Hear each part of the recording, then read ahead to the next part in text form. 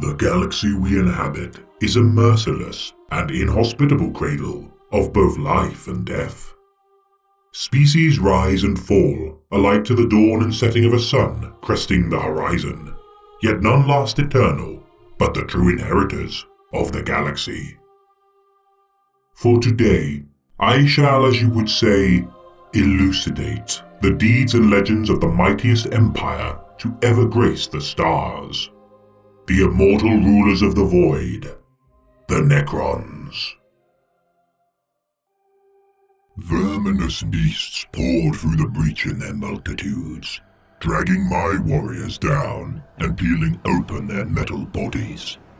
It was then that I ordered the C'tan set loose, for I would not lose another servant to these base creatures.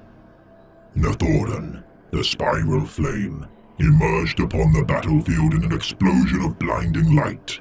It raised a hand dismissively, and in an instant, a score of scuttling beasts were unmade, transmuted into a cloud of dust and scattered atoms.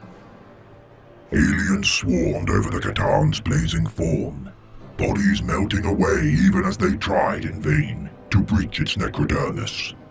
One of the aliens' weapon beasts hove into view, its spine glowing with phosphorescent light as it prepared to fire its organic cannon. Nathoran clenched a fist, and a meteor of black fire burst from its outstretched hand and struck the monster's head, crushing its skull in an explosion of bone and ichor.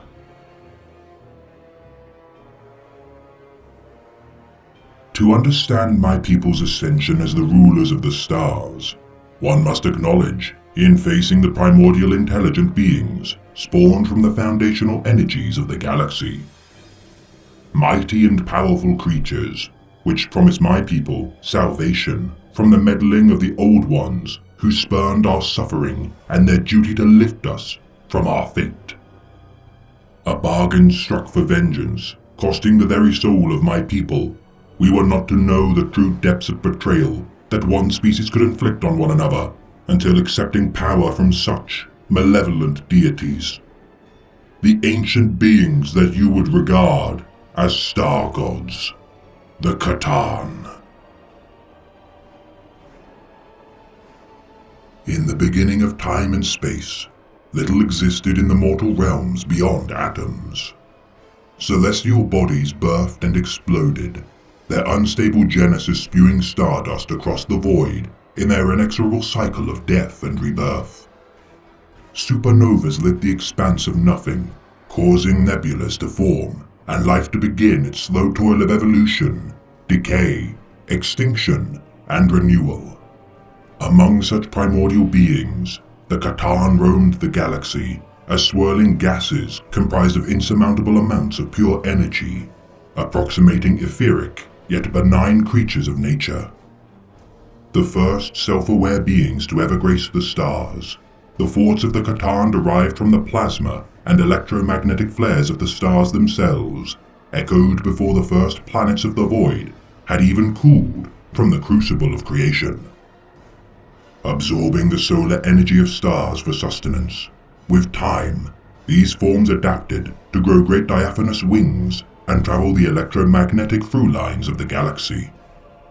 Parasitic in nature, the C'tan's monstrous hunger starved entire star systems of energy to sate their endless cravings.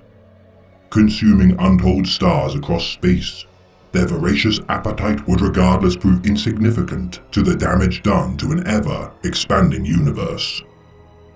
For a time, only two beings roamed the stars, the C'tan and the creatures known only as the Old Ones. While the C'tan were driven by animalistic and simple drives to consume and propagate, the Old Ones were gifted the greatest adaptation of life, sentience. A reptilian breed of psychically gifted beings, with their attainment of interstellar travel and creation of advanced technologies, the Old Ones began to establish the first interstellar empire of the Milky Way galaxy. Ruling over their sea of stars, the Old Ones crafted the Webway and formed many species to foster and guide into their care.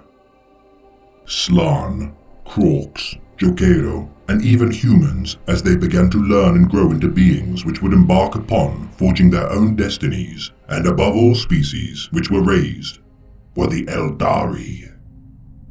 Yet we were not created by their hand, and as such the Old Ones felt disgust at the sight of our benighted existence.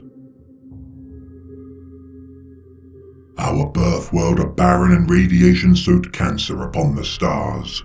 Such misfortune did my people endure, that we do not speak the name of our wretched cradle, of our early existence. The sun of our homeworld within the Halo Stars region of space assailed the Necrontyr of old with uncaring, ionizing solar winds and radiation storms. The flesh and blood of the people of that world, riven with cancers, caused by the uncaring glare of our sun, each Necrontyr life was a short, painful existence, unlike any suffered by any species since. Blighted from an early age to know that the embrace of death loomed over us all, the Necrontyr built vast sepulchres and tombs to shelter from the sun's glare, until forever resting within the bastions we had built. Driven to build technologies allowing for our escape to a system more kind to our noble bearing, to our horror we would discover that no matter our distance from our accursed homeworld, its poison had seeped too deep into our blood. Undaunted by the prospect of death and decay, the Necrontyr began their expanse into several dynasties throughout the galaxy. Colonizing distant worlds with the use of stasis crypts, clad in living metal, my ancestors spread further and further across the stars. Yet it would not be long before our discovery by the Old Ones, and the judgment of our species as below their grand designs. Declaring us unfit to salvage, and unworthy of delivering from our underserved and merciless affliction, the Necrontyr sought a means to seek vengeance against the Old Ones for their slight against us. We watched the Old Ones expand at an unfathomable rate due to their use of warp gates and mastery of the Immaterium. The wars of secession wrought conflicts between rival dynasties, yet a great enemy required facing in order to unite the warring dynasties to fight united once more. The Old Ones and their brood claimed ever greater resources in their conquest of the galaxy, and had proven to be adversarial in their dealings with the Necrontyr already. The Triarch of the Necrontyr declared war against the Old Ones, offering amnesty to any dynasty aiding in the fight to humble the ancient nemesis. The war in heaven had begun, and in the time of the Necrontyr's greatest need, an unlikely ally made itself known. Despite the Necrontyr's mastery of technology, alone there could be no hope of victory against the Old Ones. Already at a disadvantage due to the Old Ones' use of psychic powers, my people showed no affinity with such strange powers and could not hope to defeat such a foe through conventional attritional warfare. Aided by their many pawns, including of note, the Krox, Slann, and their most cherished creations, the Eldari. Though primitive by comparison to their masters, the Eldar were given immense psychic mastery as the custodians of the future the Old Ones intended to build. Yet in this time of endless war, the C'tan entreated, with the Necrontyr offering a bargain.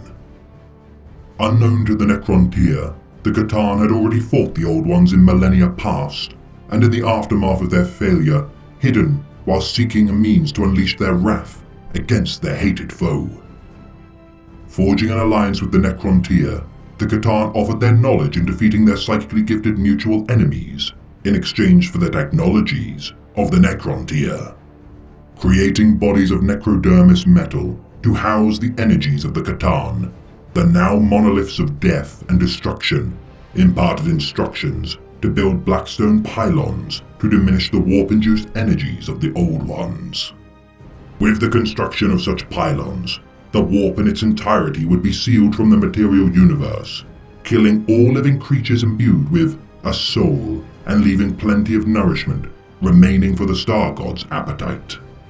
Seeing their allies as frail and pitiable creatures, the C'tan offered a chance of immortality to the Necrontyr, given freely. Constructing the biotransference biofurnaces, the Necrontyr began to convert all subjects of its empire into their now ascended form of living metal. The most senior leaders of the Necrontyr, such as Sarek and his overlords, stepped out from their biofurnaces, now encased in cold necrodermis. The thralls of the citizenry returned from their transformation as obedient husks, whilst their leaders retained their cognition despite their lack of souls. The C'tan reigned as the tyrants of their new subordinate species, and as the war in heaven waged on, the Old Ones could not have prepared to face such a newly transcended foe. Proving incapable of surviving the onslaught of their enemies of living metal, the Old Ones and their allies had been humbled by the might of the newly reborn Necron dynasties. Yet with victory, the Silent King had traded the shackles of death for the chains of eternal slavery in his war against embittered gods. A fate that Sarek would not allow to continue. Leading his utterly obedient Necrons into battle once again, Sarek declared war against the Star Gods. Already having fought among themselves during the war in heaven, the relatively new emotions and concepts gifted to the C'tan with their ascension to the new apex species of the galaxy, an opportunity to strike would present itself. Though they had been made mighty with their incorporation of necrodermis shells, they had grown stronger through the influence of the Necrontyr, and now they would be unmade. Firing hypercannons devised by the finest cryptex upon the Star Gods, so terrible would be their might that causality itself was damaged by their sheer force. Near impossible to destroy, the C'tan, though sundered, could never truly die, and as such were fragmented into small pieces of their former glory. These C'tan shards, now bound within Tesseract labyrinths, posed no threat to the Necrons, as they oversaw the galaxy they had fought so hard to claim. Enslaving the C'tan shards to their will, the Necrons imbued weaponry with their power, and made failsafes established within their containment, preventing any chance of their rejection of commands or attempt at betrayal. Though the possibility of escape is always present, it is rare for the Necrons to unleash such devastating specters of the Star God's former glory. Some shards have been claimed by the lesser species, allowing them to harness them for limitless power, advances in technology, control of the weak-minded, or the manipulation of reality itself. The necrodermis shell of the shards containing their power, should a rupture occur in its coating, the energies of the shard shall spill forth into the galaxy and be cast to its solar winds. Yet for those few shards which achieve transcendence, they shall cause untold destruction throughout the galaxy. With combinations of dozens or even hundreds of smaller shards, each returned fragment of the C'tan's power attempts to rebuild the entirety of its being. When too large to contain within Tesseract labyrinths, the Transcendent are shackled to devices constructed by the Artificer Svarok to contain and unleash their power. Locked away within vast Tesseract vaults, these devices are deployed only when the Necron face the direst of struggles.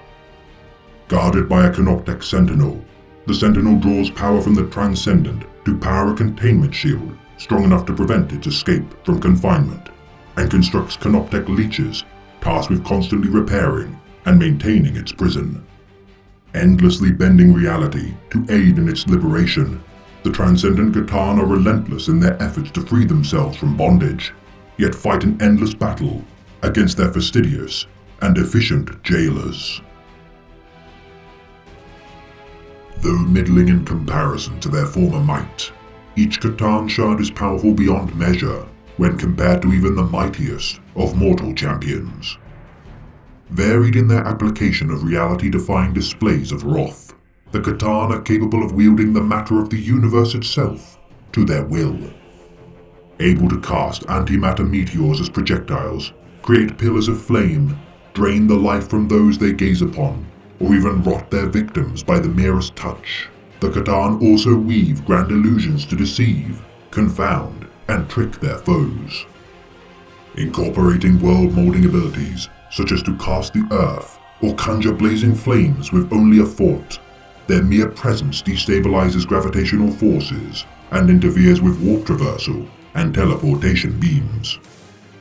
Able to shroud themselves in pitch darkness for concealment and twist the space-time continuum to its benefit, the laws of reality themselves buckle and submit to the star god's whims.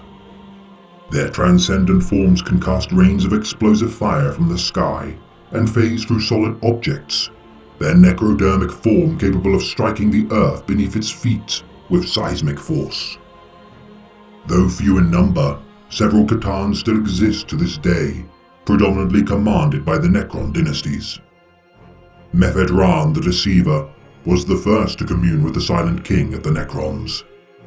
Once contained for its trickery, it now roams the stars again, plotting to enact new schemes, such as the destruction of what you primitives would call the Blackstone Fortresses.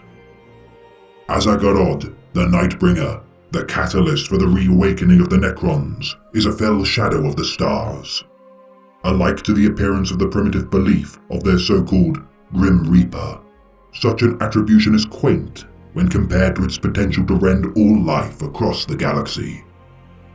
Terrible in its visage and might, its release by the foolish human planetary governor, Kashmir Devaltos, has damned untold billions to death. Magladroth, the Void Dragon, the mightiest of the C'tan, slumbers, imprisoned within the heart of the human world of Mars, as they leech power from its being.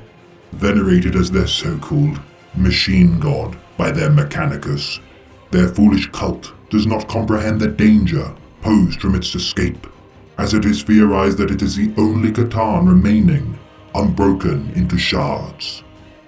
Nafaran, the Spiral Flame, is commanded by Nemsor Yardus, and has waged war against the Tyranids, whilst Nyadra-Zapha, the Burning One, seeks to commit its might to destroying the Webway, and beyond, stemming from its revelations given to the Necron during the War in Heaven.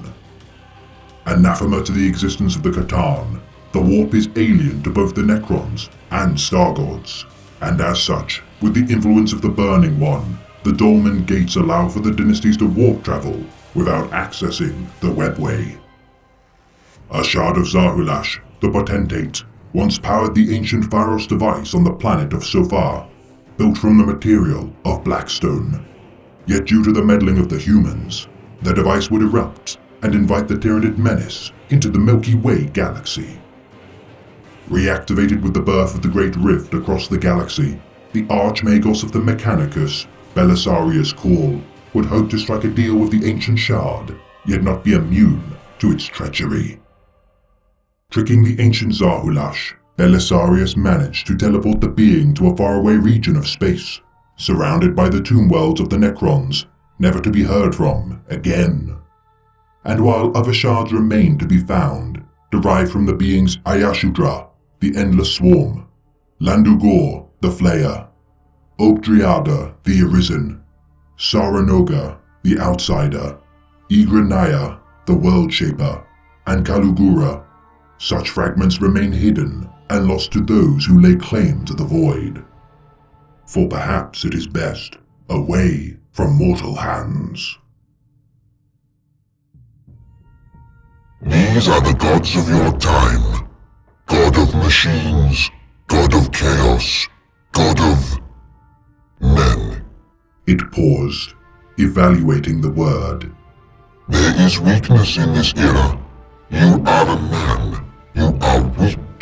Your species is weak. Far removed from the original plan of our enemy. These are not gods you worship. This machine god. These entities in the warp. This emperor. We will explain. The first is a lie. The second are emergent consciousnesses caused by etheric disturbance. The third is a weapon.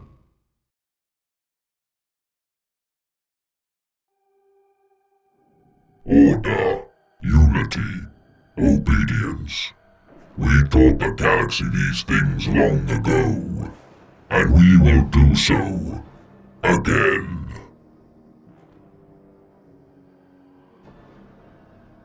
The Infinite Empire encompasses vast outposts of kingdoms across the void. Salvation and sanctuary for my people, as we waited for the aliens to rend themselves limb from limb. We have long awaited the time to once more fell the lesser species, fighting over the scraps of what remains of this galaxy.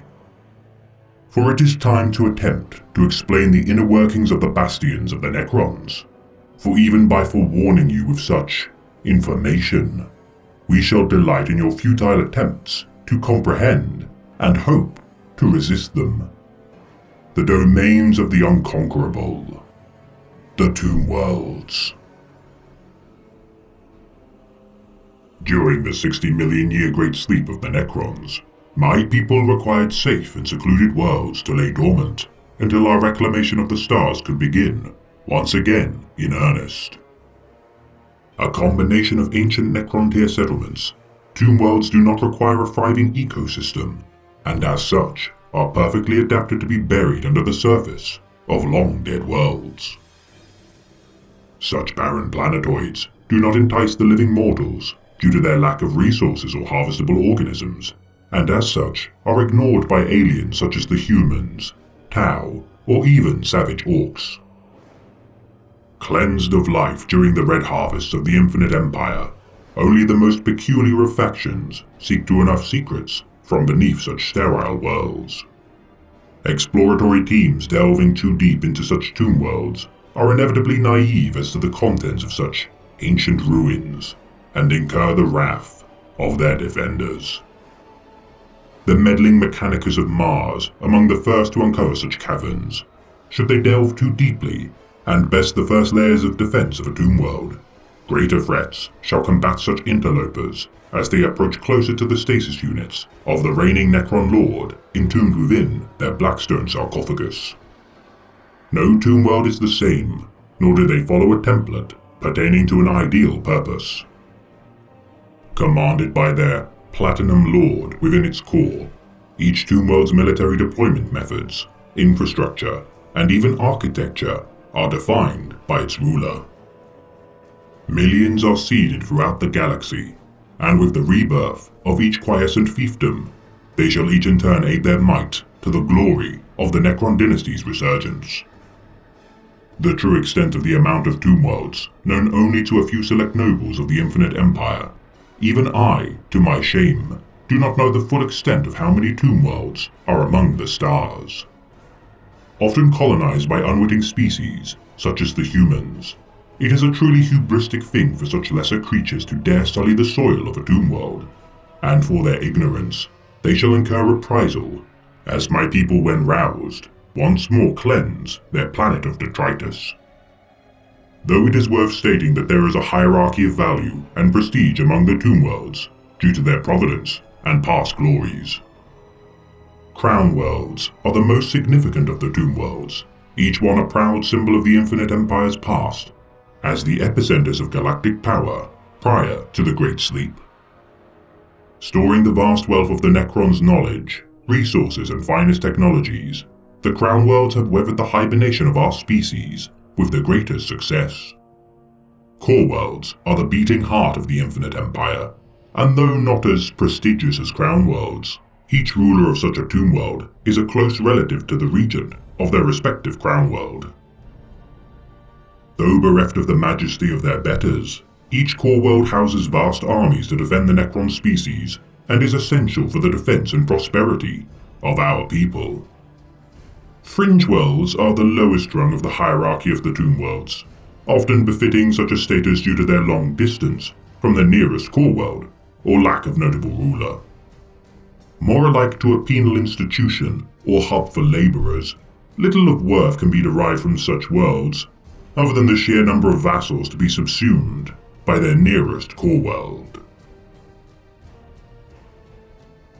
The inner workings of the tomb worlds are complex and difficult to understand to a primitive such as yourself, but I shall endeavor to help your simple mind comprehend the basics.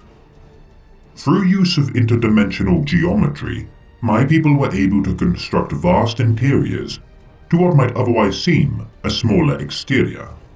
Storing vast repositories of weapons and soldiers within temporal stabilizers to prevent their weathering with time, once a tomb world is reactivated, Canoptek scarabs and spiders are the first to awaken to tend to the tomb's needs. Necron warriors are next to arise as they conduct reconnaissance patrols of the surface and relay information back to the tomb's automated systems to assess the optimal course of action. Awakening machineries and weapon systems befitting the circumstance of the tomb world's defense or expansion, with the Necron Lord of the Tomb's ascension, they shall form artificial personalities to better tend to the needs of their tomb world whilst independently dealing with their other responsibilities. Acting with extreme aggression, should such tomb worlds be awakened due to the intrusion of species such as the humans, the tomb worlds rapidly deploy countermeasures to exterminate any foolish enough to disturb their slumber.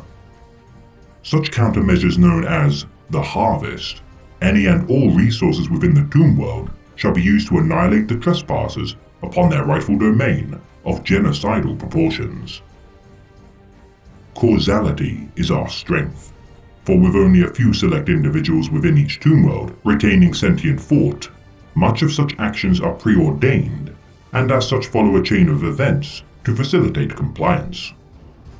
Overseen by the nodal command of each tomb world, the strict hierarchy of each lesser node of the command structure is given greater operation autonomy as such a harvest progresses. Necron overlords under the command of their liege encompass such nodes, such as your meager understanding that a simple color coding analogy is used by your Mechanicus to help your understanding. 4 levels noted by your kind as Bronze, Silver, Gold, and Platinum work in ascending command priority. Put simply, for your sake, if a Gold Necron Lord wishes to disseminate information, it shall be broadcast to all lesser Bronze and Silver nodes, slave to their command. Allowing for streamlined coordination of reports and data, your Imperium has never studied what you deem as a Platinum level Overlord, due to their influence being of a status capable of commanding entire fleets of the Infinite Empire. Should a tomb world have difficulty repelling the advance of particularly stubborn invaders, they shall conduct operations of escalation protocols. Withdrawing its forces into the heart of its core, extended nodal commands shall be put in place. Exhausting their initial deployments of warriors, destroyers, and wraiths from the front line, with continued resistance, the Necron Lord shall assume the nodal commands to deal with such threats personally. Exponentially raising their threat countermeasures, usually when faced with enemies of immense reinforcement and durability, the Infinite Empire utilizes methods in excess of any spacefaring civilization ever encountered. Monolith armadas unleash hordes of Necron warriors, aided by immortals in waves. Flayed Ones and Wraiths terrorize civilian populaces or menials upon the surface. Many artifacts and powerful warriors still lie dormant, never seen by the eyes of mortals, for the Infinite Empire has not deemed such resources necessary to deploy, due to such threats not escalating to such a need. Each phase of the automated systems divided into several protocols, the first of which is known as the Primary Awakeners. Second are the Raider forces, which then escalate into the Reserve Command, overseen by the Necron Lords of the Tomb World, deemed as Silver in their command role.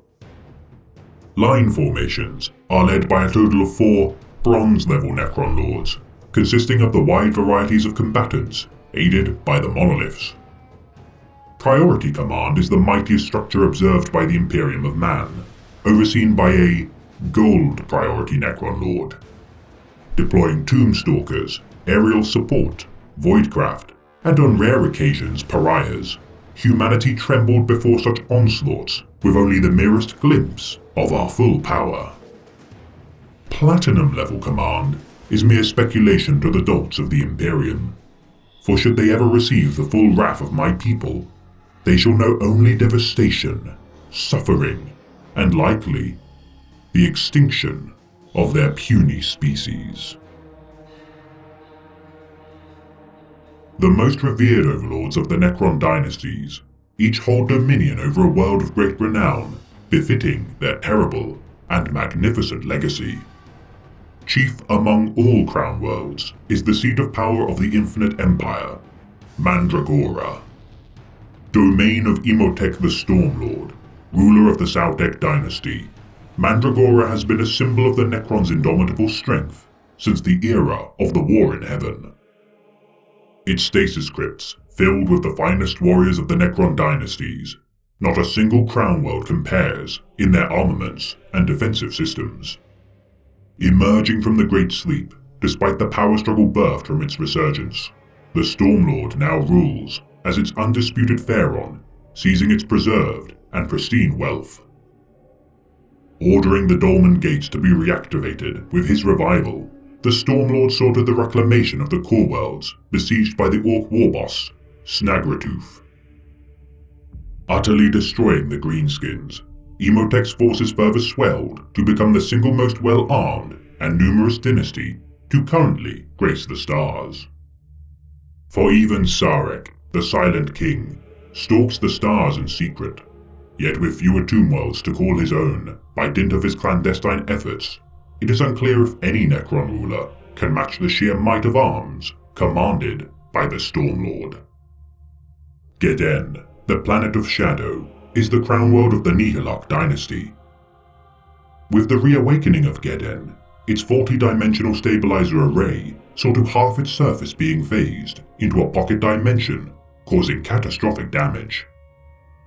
However, such a twist of fate proved to be immeasurably beneficial to the dynasty of Nihilakh, as their crown world is nigh impervious to any invasion.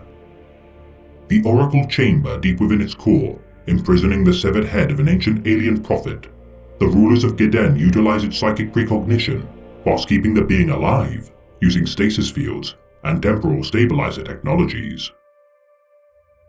Projecting its divinations as multifaceted holographic images, the decapitated ancient writhes in its containment and attempts to obfuscate its visions to mislead its captor and bring about the doom of the Nihilakh dynasty. Thanatos is the crown world crafted by the Oruskar dynasty, housing the celestial orrery within its heart. An artistic marvel in its own right, the combination of holographic images and living metal, crafted prior to the War in Heaven, projects an exact replica of the galaxy through unknown arcane arts. Within its holographic matrix, every celestial body known to the galaxy is illustrated, yet most terribly of all its quirks is the ability for its owner to snuff out each star, while in real time extinguish the life of its material counterpart, causing its star to turn supernova. Unleashing oblivion within its respective system, the celestial orrery is among the most devastating tools of destruction known to existence. Yet its power is of such unthinkable proportions that each star suffocated of life upsets the balance of the galaxy. Setting off chain reactions of unknown and devastating effect, the Royal Court of Thanatos is careful in utilizing such a talisman of annihilation. Seeing themselves as the caretakers of existence, the Oruskar dynasty carefully prune the galaxy of overgrowth as they see fit in their attempts to tidy existence of rampant wilderness. During the War in Heaven, Zapanek, the Reeve world, would be the site of among the greatest battles to bring the conflict to a close. The crown world of the Sarnek dynasty, the royal fleet of Zapanek repelled the Eldari assault of the planet with innumerable voidcraft. Such was the destruction that Zapanek's orbit was clogged with the debris of the battle. Unable to clear the carnage from their planet's outer atmosphere, the Sarnek dynasty began their great sleep, protected by a coating of wraithbone and necrodermis, orbiting at speed around their tomb world. Reawakened by their infamous and ruthless outcast, Farsar the Invincible, exiled from the tomb world Aphanos he would seek to reclaim his former fiefdom. Obtaining the master control program of the planet's tomb mine, the Pirate King convinced the tomb mine that he was the rightful pharaoh of the Sarnek dynasty and claimed its resources for his own. Reprogramming the engrammatically encoded minds of the tomb world's slumbering subjects to bend to his will, those who had banished him long ago now served as his thralls. Transforming the once crown world into a Reeve world, Zarpanek now acts as an outpost for the Invincible's vast fleet of raiders to set loose upon the stars in order to pillage the galaxy as they please. The Bone Kingdom of Drazak is a blight upon the stars, as the once noble tomb world within the ghoul stars of the east draws the benighted flayed ones to its siren call.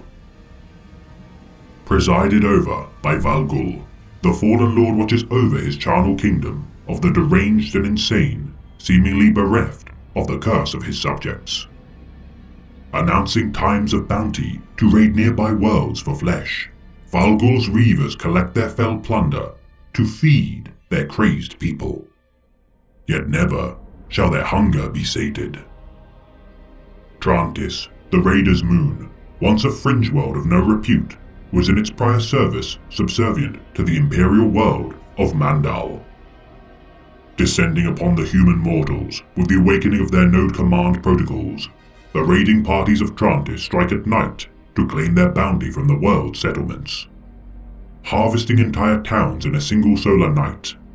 Though the mortals of the planet do not understand the reason nor culprit of their ever-dwindling numbers, with each passing night they shall be, as you would say, lambs to the slaughter. Unable to utilize its pillaged resources, Trantis stands alone without power to its dolmen gate, nor communication to its core world. The tomb world of Sarkon, ravaged by the radiation storms, lost all cognition of its dormant subjects, rendering them into mindless husks entombed deep within its core. Its tomb mind assuming command of its damaged forces, the world of Sarkon is now known as the Empire of the Severed. Ignorant of its own damaged logic systems, the tomb mind observed the obedient quietude of its subjects and concluded that other such tomb worlds must follow in its crazed image. Invading the tomb world of Takarak, the now self-styled Sarkoni Emperor unleashed its mindless armies to crush its adversary and subsumed its remaining forces into more puppets of its will. A further 3 tomb worlds have fallen under the sway of the broken tomb mind's rampage and aided in the expanse of the Sarkoni Empire. Now targeting worlds beyond the purview of the Infinite Empire, the Sarkoni Emperor deploys countless mind-shackle scarabs onto defending worlds to enslave mortal thralls under its dominion. The stasis docks of Sidon once lay at the heart of the Necrontyr Empire as their expanse across the stars began in earnest. A core world housing the first Necrontyr antimatter-fueled starships capable of traversing the stars. Throughout the war in heaven, Sidon continued its duty in diverting assets to the forefront of the now Necron war effort. Yet with the conclusion of the war in heaven and the 60 million year slumber of the Great Sleep complete, the stasis docks began a new venture. Under the command of Sidon's tomb mind, without the knowledge of its overlord, its programming incurred corruptions during the Great Sleep, leading to numerous losses of records and protocols. Launching ships to random locations due to such flaws in its damaged programming, while some craft endlessly roam the vast expanse of the void with no clear heading, others plunge directly into the heart of blazing stars or tendrils of the Great Devourer. Its failures unnoticed by its masters, the tomb mind continues to waste resources without any sign of relenting. The tomb world of Trakon, ruled over by the Divanok dynasty, also befell a rare instance of side effects from the Great Sleep. Its subjects disoriented for over 5,000 solar years, the inefficiencies of the Divanok dynasty drew the attention of its neighboring forge world of the Mechanicus. Besieged by the humans for many years, with the dynasty's eventual full control of their faculties, they would swiftly cast off the human invasion. Searching for the remaining tomb worlds of their dynasty, their efforts have been fruitless thus far, as their records have proven inaccurate in locating any Necron holdouts. Unbeknownst to Trakon, their familial tomb worlds have long been destroyed by warp storms thousands of years prior. As such, the nobles of Trakon of 10,000 spires continue their doomed quest to search for their kin. Last of note is the world of Zandragora, a tomb world built to function with a peculiar yet specific role. The nobles of the world seek to undo their transformation into living metal forms, and in doing so, experiment to find a means to transfer their consciousness into mortal bodies. Adhering to the final command of the Silent King, Sarek, with no direct instruction on how to achieve their reversal of biotransference, the rulers of Zandragora have taken measures into their own hands. Scouring the galaxy to capture live test subjects, hundreds of thousands of such samples have perished within the blood vats of Zandragora, sealing both living and deceased bodies within stasis sleep. The autopsies, gene splicing, and molecular deconstructions by the nobles have gleaned few promising results. Yet time is no obstacle for the Infinite Empire, and as such the scientists of Zandragora take no urgency nor haste in their dissections and observations of such lesser species. They will seek to harvest us at first, for they will be hungry after their long sleep. Then they will turn their efforts to enslaving the survivors. The galaxy will bleed the stench of death into the void, and it will attract the others of their kind. We must choose unity or death.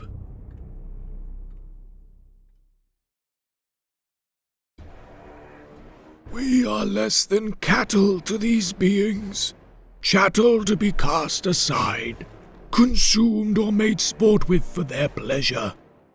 There is not one among them that would pay heed to a world of man, as I would to an ant on my boot.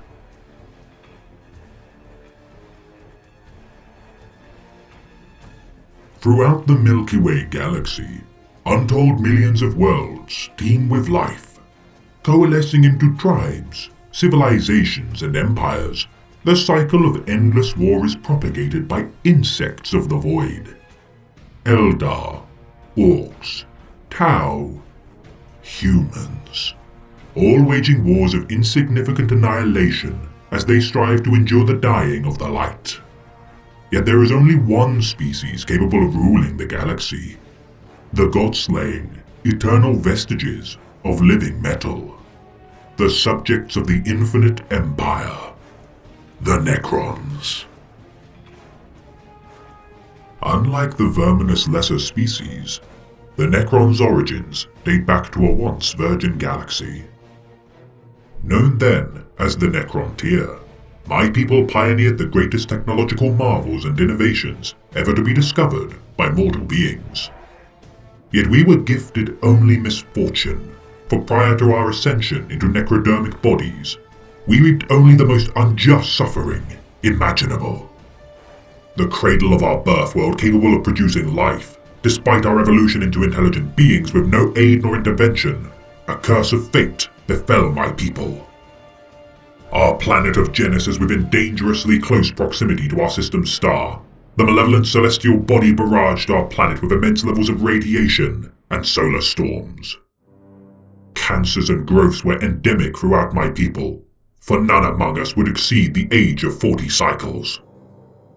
As a mortal, I still remember the routine of checking my skin each morning for tumors, yet the wheels of progress continued to turn in order to find a means to escape our terminal fate. Advances in technology enabled us to manipulate time, matter, and even causality to an extent, yet nothing short of the exodus of our planet could hope to bring us salvation. Constructing vessels capable of space travel, to our shock, we found that no matter the distance we traveled from our accursed sun, its curse had been seared into our genetic structure. No matter how far we ran from the clutches of our homeworld, the neoplasia afflicting us never relented, and for a time, my people resigned ourselves to be destined to accept our frailty. Yet within the bleakest moment of our existence, the Necrontyr would be offered a glimmer of hope. With the birth of the galaxy, its elements were scattered across the void. The first sentient beings of the galaxy, the Old Ones, developed from the matter of the universe and began to develop their own civilization and technologies. Unlike our own species, the Old Ones were innately masterful in controlling the powers of the Immaterium, allowing for their privileged existence to further burgeon. Seemingly immortal beings, reaping the harvest of unearned powers, their empire and custodianship of lesser species spread with incredible haste until their discovery of the Necrontyr. The powers of what you would call the Warp are anathema to my people, for we have no aptitude in harnessing such powers. Yet within the purview of the Old Ones, they help the influence to heal my species from our affliction. Yet despite their affinity for psychic engineering, the Old Ones deemed us unworthy of their aid. What right was theirs? These immortal beings burdened with no great struggle, no painful sores and deadly growth stricken to their flesh. I'd spit on their memory, were I able to form saliva from my necrodermis. So mighty were they, so pleasingly brilliant, yet nothing they had done was earned, nothing gained through struggle nor toil. All they had built inherited from an unjust galaxy, and in their hubris saw my people as little more than beleaguered ants, desperate for a chance at life without pain. While we built sarcophaguses for our premature dead, they tended to fertile garden worlds and busied themselves with adopting lesser species, incapable of evolving without their meddling hands. Every waking moment of our lives, my people anticipated their slow and painful demise, knowing that even from their birth they would be fated to perish.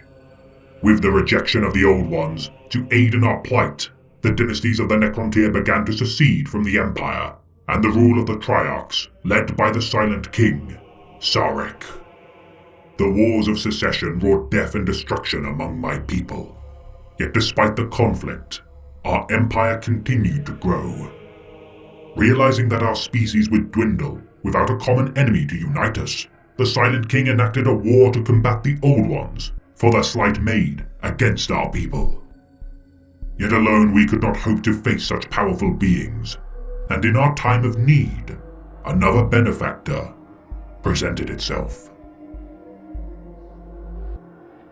Though once again united, the Necrontyr's war against the Old Ones proved costly from the start. Outmaneuvered by the pawns of the Old Ones, such as the Eldari, due to their use of warp gates and their webway system, the Necrontyr Empire withdrew to the Halo stars. Again, our people fractured. The wars of secession began anew, and all hope seemed to be lost for my people to triumph against our nemesis. Yet unbeknownst to my people, a war had erupted against the Old Ones prior to our discovery. Beings composed of the remnants of the most ancient of stars, the electrodynamic corporeal beings known to my people as the C'tan, offered us a means to destroy our foes. Beings of pure energy, the Star Gods had failed in their war against the Old Ones by virtue of not being capable to harness their powers through a material form. Offering the Necrontyr a bargain, the C'tan promised to deliver us from our plight in exchange for a means to transform their essence into necrodermic shells. Clad into the forms of the ancient half-forgotten legends of the Necrontyr's past deities, the C'tan gained increased strength and self-awareness. My people in exchange were offered a poison chalice, to which we drank deep. Entering vast biofurnaces to transform our frail flesh into living metal forms, the entirety of the Necrontyr species accepted biotransference, or died just shy of the gateways to their ascension.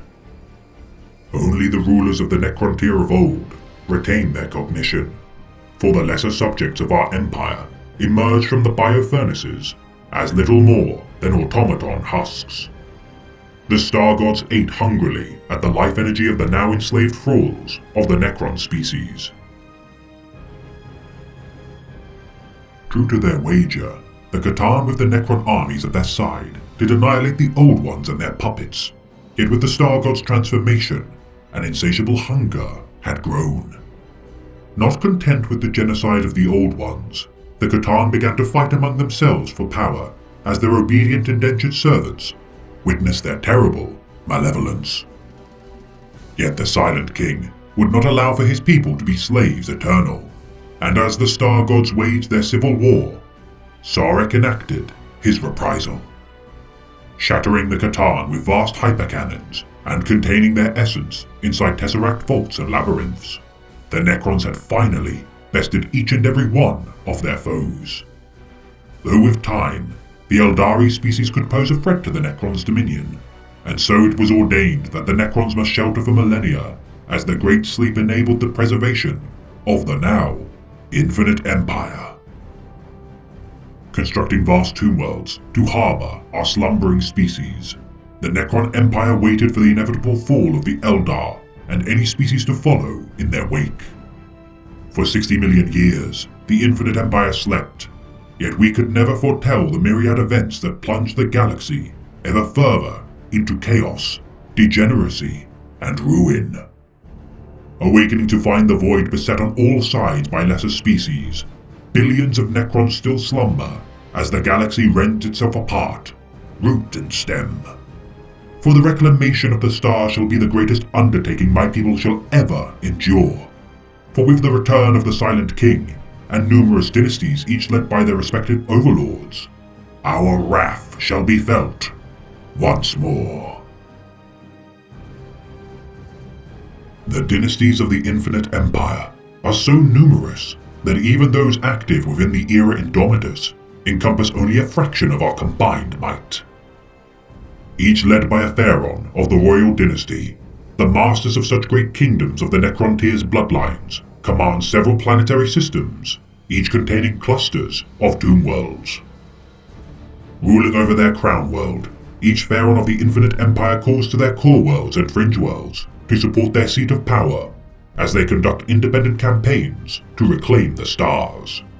Following strict hierarchies, entrenched from the days of the Wars of Secession, most titles of lesser nobility, such as Weimarks or Fatars, are hereditary in nature. Served by their royal court, the Pharaons implement their influence through their assistants, typically comprised of overlords, Necron lords, and cryptex. Each royal court varying in size, dependent on the scale of each dynasty. Even lesser fiefdoms, who do not possess a royal court, are assigned a cadre of immortals, Deathmarks and Lich Guards, alike to their more powerful contemporaries. Displaying their nobility using ancient glyphs, such designs have remained unchanged for millennia. The most precious of all glyphs, the Ankh of the Triarch, symbolizes the Triarch Council and is used by every Necron dynasty to symbolize their pledge to the unified Infinite Empire. Typically bearing their own dynastic glyph upon their death mask, cloak or weaponry, it is the height of arrogance to replace the Ankh of the Triarch upon one's breastplate as a flagrant defiance of tradition. Allowing for lesser ranks to use only a fragment of their dynastic glyph, its full design is reserved only for the nobility.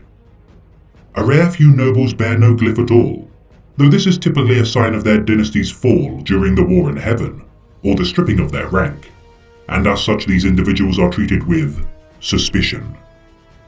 Marking their designs upon monoliths and doomsday arcs, the symbols of the dynasties herald their impending wrath to those unfortunate enough to gaze upon their majesty. The mighty Sarachan dynasty is ruled by the Silent King, Sarek. The most preeminent of all the dynasties of the Necrontyr of old, the void left in their presence has been felt by every fiefdom of the Necrons since their awakening, allowing for power struggles and usurpers to thrive. Its supremacy waning with the loss of many of its tomb worlds and the disappearance of their Silent King, the Sarachan dynasty has diminished considerably due to their dormancy, allowing for their continual unopposed routing. Adhering to their prophecy that one day the Silent King would return and lead them to salvation, their faith in the Triarch would be rewarded during the 41st millennium. Many lesser dynasties eagerly swore fealty to Sarek with his return, yet others bitterly refused to aid their long-absent monarch. Currently situated within the Segmentum Tempestus of the Galactic South and core of the Ultima Segmentum, the Sarachan dynasty conceal the true extent of their influence and confluence events leading to their awakening. The Sautek dynasty is the largest and most expansionist of all the dynasties, led by their pharaoh, Imhotep the Stormlord. Comprised of over 80 tomb worlds, their seat of power, Mandragora, holds dominion of the eastern fringe of galactic space and lords over hundreds of conquered alien worlds. Upon the revival of their dynasty, the lords of Sautek squabbled for supremacy of their fiefdom with the loss of their pharaoh, and in awakening the Stormlord from his slumber, the coup to usurp the throne would be sundered. Enshrining their terrible and brilliant Nemesis as their new pharaoh, the Stormlord now commands his dynasty to reclaim the stars in an effort to unite his people and utterly destroy the lesser species. Crushing any dynasty unwilling to be subsumed into the Sautek dynasty, client dynasties of Arinmarok, Horth, and Sekemtar work diligently under the banner of their new ruler. The Nihilak dynasty is led by Pharaoh Krispek upon the world of Geden. Once revered for their construction of their treasure worlds, filled with pillages spoiled from untold hundreds of annihilated species, the Nihilak is the most well-armed and resource-rich of all the dynasties. Pride and arrogance being their defining qualities, it is no wonder that the great kleptomaniac curator, Trazyn the Infinite, is of the ilk of Nihilak.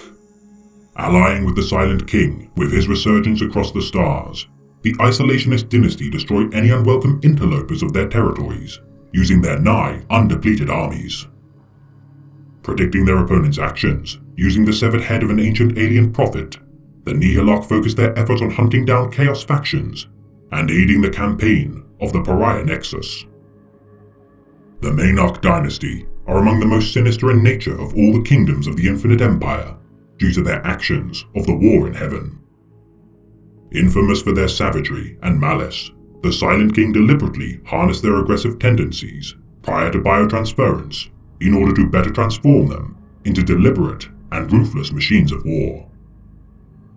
Instrumental in the revolt against the Catan, the Maynarch dynasty are responsible for the death of the being known as Landragor, the Flayer, yet for their efforts damned the Necrons to the curse of the Flayer virus.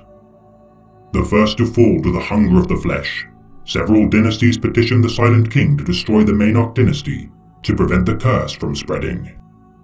Unwilling to further fracture and divide his people, Sarek refused to destroy the Maynarch, and with their reawakening from the Great Sleep, many surrendered to their hunger. The majority of their forces, now comprised of flayed ones, the terrible kingdom of Pharaoh Zun-Bakir, embraces their nihilism and embarks upon the void, knowing their fate is sealed. The Mefrit dynasty specialize in destruction on a planetary scale and harness the power to turn stars into supernovas. Allied with the Silent King during the War in Heaven, the Mefrit utilizes weapons harnessing the power of captive suns to destroy the enemies of the Infinite Empire. Their Pharaoh, Kyrek the Eternal, lost during the Great Sleep, Overlord Zarathustra the Ineffable vies for the power of his dynasty to obliterate entire star systems. The Nephrek dynasty is among the most wealthy of all fiefdoms of the Infinite Empire, located within proximity of the galactic core of the Ultima Segmentum. Focusing their efforts on transferring their consciousness into bodies of pure light, their kingdom has subjugated millions of Imperial citizens for use as experiments. Embroiled in a war against the Chaos Space Marine warband of the Thousand Suns, the Cult of Time, the Sons of Magnus attempt to discover the secrets of the dynasty's means of enslaving and harnessing the powers of the Catan. Amassing several doomsday weapons which harness the powers of the celestial bodies of their kingdom, the overlords of the dynasty have become renowned for their ability to temporarily transform into beings of pure light, So powerful are they in their golden forms, they can command the metagold within their thrall armies to shift across battlefields at great speed and pass through solid matter. Last of the most reputed dynasties are Novok, the bloodied hand of the Necron war machine. Daubing their arms and faces in the blood of their enemies prior to their transformation into necrodermic forms, the butchers of Novok do not relent until their foes are utterly slaughtered. Descending into frenzies once the first blood of their enemies is drawn, these frenetic warriors deploy vast amounts of Lich Guards and Destroyers. Situated within the Ultima Segmentum, within their crown world of Dol 6, currently their efforts in defeating the Orc hordes, Imperial strongholds, and Chaos staging grounds of Imperium Nihilus keep their hunger for battle sated. Infected with the Ferric Blight by the Death Guard Legion of traitorous Astartes on the planet of Hollowfall, the Novok dynasty is further harried by the Tyranid Highfleet of Arachne. For even the mightiest of dynasties are susceptible to erosion and extinction, and many observers of the Novok speculate if even their might may one day be extinguished. The lesser dynasties of the Necron Empire, though bereft of much of the glory and power of their betters, are regardless crucial in bolstering their power. Yet many dynasties have befallen to ruin and stagnation, and tales of lost kingdoms forewarn all under the rule of the greater dynasties that should they spurn their pledge of allegiance, they may inherit only ashes. The Adagarth dynasty, during 988.M41 of the human calendar, abandoned their tomb world of Tyr. The inhabitants of the planet had all transformed into flayed ones, and without a sane ruler to corral such forces, it has since been left to its terrible fate. The same fate can be attributed to the Orosk dynasty, as the Flayer virus ravages their numbers due to a deliberate contamination by the Asuryani pathfinders of the craft world of Alatok. The vast fiefdoms of the Charnavok dynasty of the southeast would be devoured by the Tyranid Highfleet of Behemoth, whilst the Neckfist dynasty are betrayers and turncoats all, and with their resurgence, find no allies within the void of space. The Oruskar dynasty have long been rivals of the Sautek dynasty, and whilst the power of the Stormlord grows exponentially, they warily anticipate the wrath of Imhotep. Though while Oruskar braces for war, the Sekemtar dynasty pledged fealty to the Sautek dynasty during the Wars of Secession, and knows better than to betray the Stormlord. In rare instances, some of the lesser dynasties have thrived, such as the Atun dynasty, who hold dominion of the northern rim of the galaxy, wherein the Necrontyr species of old first burgeoned as a spacefaring civilization. The Ogdobek and their mastery of technical specificity have sheltered well from their millennia of slumber, now revived at peak strength due to their countless hibernation operational redundancies. The Throcht dynasty reside within the Segmentum Pacificus and fashion rad receptors into potent weaponry for their soldiers, which in turn unleash devastation upon their foes. Lastly of note, the Vralek dynasty laid dormant within the human settlement of Hydragast before launching a surprise reclamation of the Agriworld. Aiding the Maynarch dynasty's invasion of the Orphean sector, their alliance with the Greater Dynasty has enabled their pledge as a client dynasty, should they triumph against the Imperium's Orphean Crusade. Hibernating for eons, though there are many examples of tomb worlds succumbing to the ravages of time, the majority emerge untarnished and perform at optimal parameters. Each tomb world scattered across the length and breadth of the galaxy, our enemies know not where we might strike next and to what scale an emerging tomb world's forces might burgeon. Activating several rigid algorithmic sequences of escalating threat assessment, awakening protocols, and troop deployments, as befitting their circumstance. Unable to utilize any form of immaterial forces, my people do not require the sorceries of lesser species, for we do not steal power, we craft it. Clean of the fickle gifts of the denizens of the Empyrean, my people utilize null field matrices to combat psychic phenomena with our own technological brilliance. Banishing the creatures of the warp, and even affecting the Tyranid Highfleets within our presence, our extensive armaments and defensive structures such as the Blackstone pylons, are instrumental in combating the ever-growing threat of chaos. Clad in living metal, our necrodermis bodies protect against small arms fire and repair damage incurred through battle. Should a battle prove to be unwinnable, our forces can retreat en masse in their entirety, using phase technology, preventing our enemies from scavenging nor studying our fallen.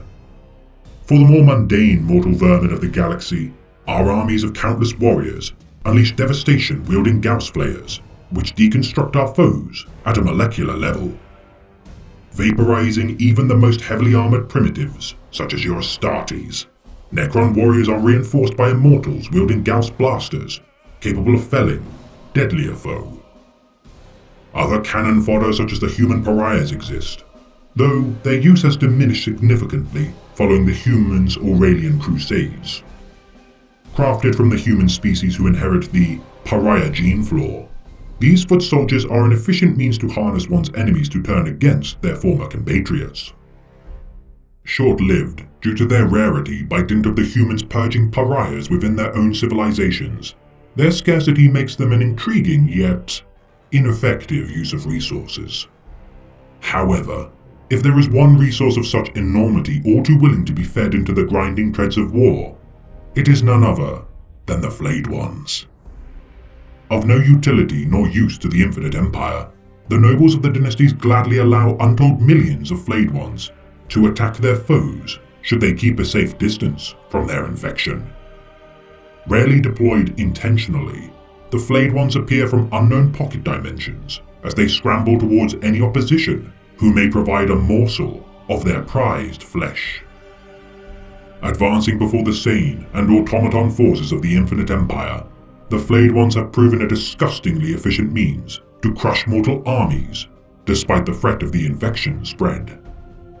Canoptek wraiths of serpentine design utilize anti-gravitic technologies to glide among the battlefield, silently as they stalk their prey.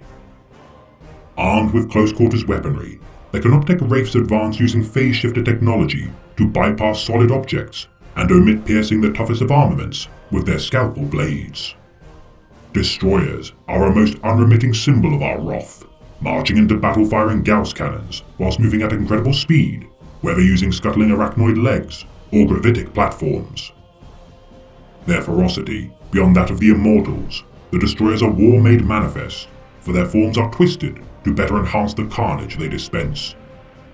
As war escalates, the more elite reserves are deployed to combat the more stubborn invaders, starting with the Death Marks. Highly skilled sniper units, capable of striking with unerring precision before phasing in and out of space-time at will. The Death Mark's proclivity to dispatch high-valued targets, such as enemy commanders, prove them invaluable in thwarting campaigns swiftly. Armed with synaptic disintegrators, the compressed leptonic beams of some atomic particles can pierce even Astartes ceramite and dissolve the tissue beneath its protective layer. Lich Guards are the protectors of the Necron nobility, and as such are equipped with among the finest weapons and armor of the Infinite Empire. Bulky and imposing warriors, the Lich Guard march into battle adorned with the finery reflecting their dynasty, before cleaving their war scythes through enemy lines with deadly effect. Variations such as Lich Guards armed with polearms, dispersion shields and hyperphase swords also exist, capable of carving through Astartes and armored vehicles with little effort.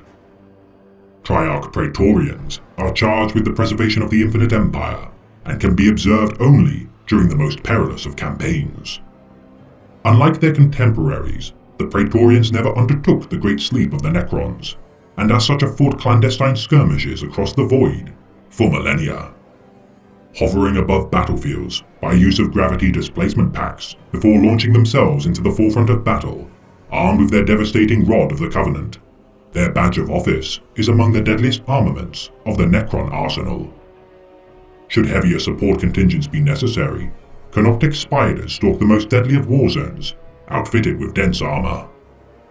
Deploying smaller Canoptek Scarabs to swarm and overrun enemy positions, their visual sensors allow for instant analysis and exploitation of enemy defensive positions in order to best scour them of mortals. Their Fabricator Claws allowing for the repair of Tomb World systems, the Spider's particle beamers unravel the most densely protected armaments and vehicles with little expended energy. Canoptek Doomstalkers stride within the armories of their overlord, should any delve too deep into the vaunted stasis tombs of the rulers of the Tomb World. The Doomstalkers unleash their back-mounted Doomsday Blaster and Gauss Flares to deadly effect. Tombstalkers are the mightiest guardians of the Tomb Worlds, equivalent in scale to a battle titan of the Imperium. Awakened only when the threat to a Tomb World is at its peak, the Tombstalkers burrow from their underground chambers before wreaking havoc upon the mewling primitives above. For such colossal beings are capable of destroying entire armies of mortals should they be let off their leash, and with their regenerative necrodermic shells, any damage sustained is swiftly ignored. The nobility of the Necrons are among the few who retain control of their cognitive faculties and free will. Powerful beyond measure, the mortal demagogues and plebeians of the galaxy can only dream of the might commanded by our patrician rulers. Among the Necron Lords, there are many titles attributed to the rulers of dynasties and tomb worlds, sometimes used solely within the purview of their respective kingdom. The Triarchs, though a bygone title to many, are the most senior of all Necrons, with the Silent King, Sarek, enshrined as the rightful and omnipotent ruler of the Infinite Empire. Below the Triarchs are the Pharaons, each commanding swathes of tomb worlds under their rule and embarking upon independent quests of reclamation, conquest, and reunification. Overlords rule over smaller tomb world clusters, yet are beholden to their Pharaons, with some among these ranks attributed the title of Nemisor as a sign of their rank as the commanding general of a tomb cluster's armies. Arch-Cryptex personally advise the Pharaons of their dynasty, as the lesser scientific minds beneath their authority are known simply as Cryptex. Masters of manipulating the arcane, yet scientifically based arts, the Cryptex are invaluable in aiding the effective rule of each dynasty. Those deemed as Lords command each individual tomb world, yet are beholden to their overlords and in some cases, senior Cryptex. Destroyer Lords were once blood relatives and lords of the Necrontyr aristocracy, yet with their transformation into living metal forms, they have undergone drastic changes in personality. Formerly a Necron Lord or higher rank, these tragic symbols are now consumed with the obsession of causing death and destruction wherever they roam. Allowed to remain as members of the Necron nobility, these unfortunate fallen nobles are dispatched to purge the enemies of the Infinite Empire at the head of vast destroyer armies. Each lord, no matter their station, commands Necron fleets of varying sizes, capable of traversing the stars without the aid of the Immaterium. Propelling our crafts by eschewing their inertial constraints within the material universe, our fleets are capable of instantaneous travel. Outfitted with sophisticated weaponry beyond the comprehension of mortals such as the humans, their crude artillery, still propelled with gas and chemicals of all things, has proven vastly inferior. Our craft capable of outmaneuvering all, with exception to the frail yet strangely elegant Drukhari Voidcraft, the Imperium of Man has yet to face a true test of our naval forces. Our species embodies the virtue of patience, and like all beings of flesh and blood, time is a virtue they can ill afford. For whilst our enemies decay and commit atrocities among themselves, we bide our time, waiting for the opportune time to strike. When the end comes, it will not be at the hand of any mortal being of this or any other realm. Death will come at the hands of the ancients, those who determined our fate eons before we stood erect upon the holy ground of Terra, and gazed up into the starry night.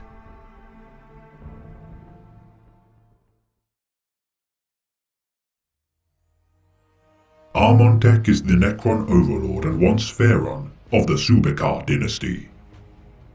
An influential and powerful Pharaon in his prime, Armontek was once feared across the stars as a harbinger of death and destruction.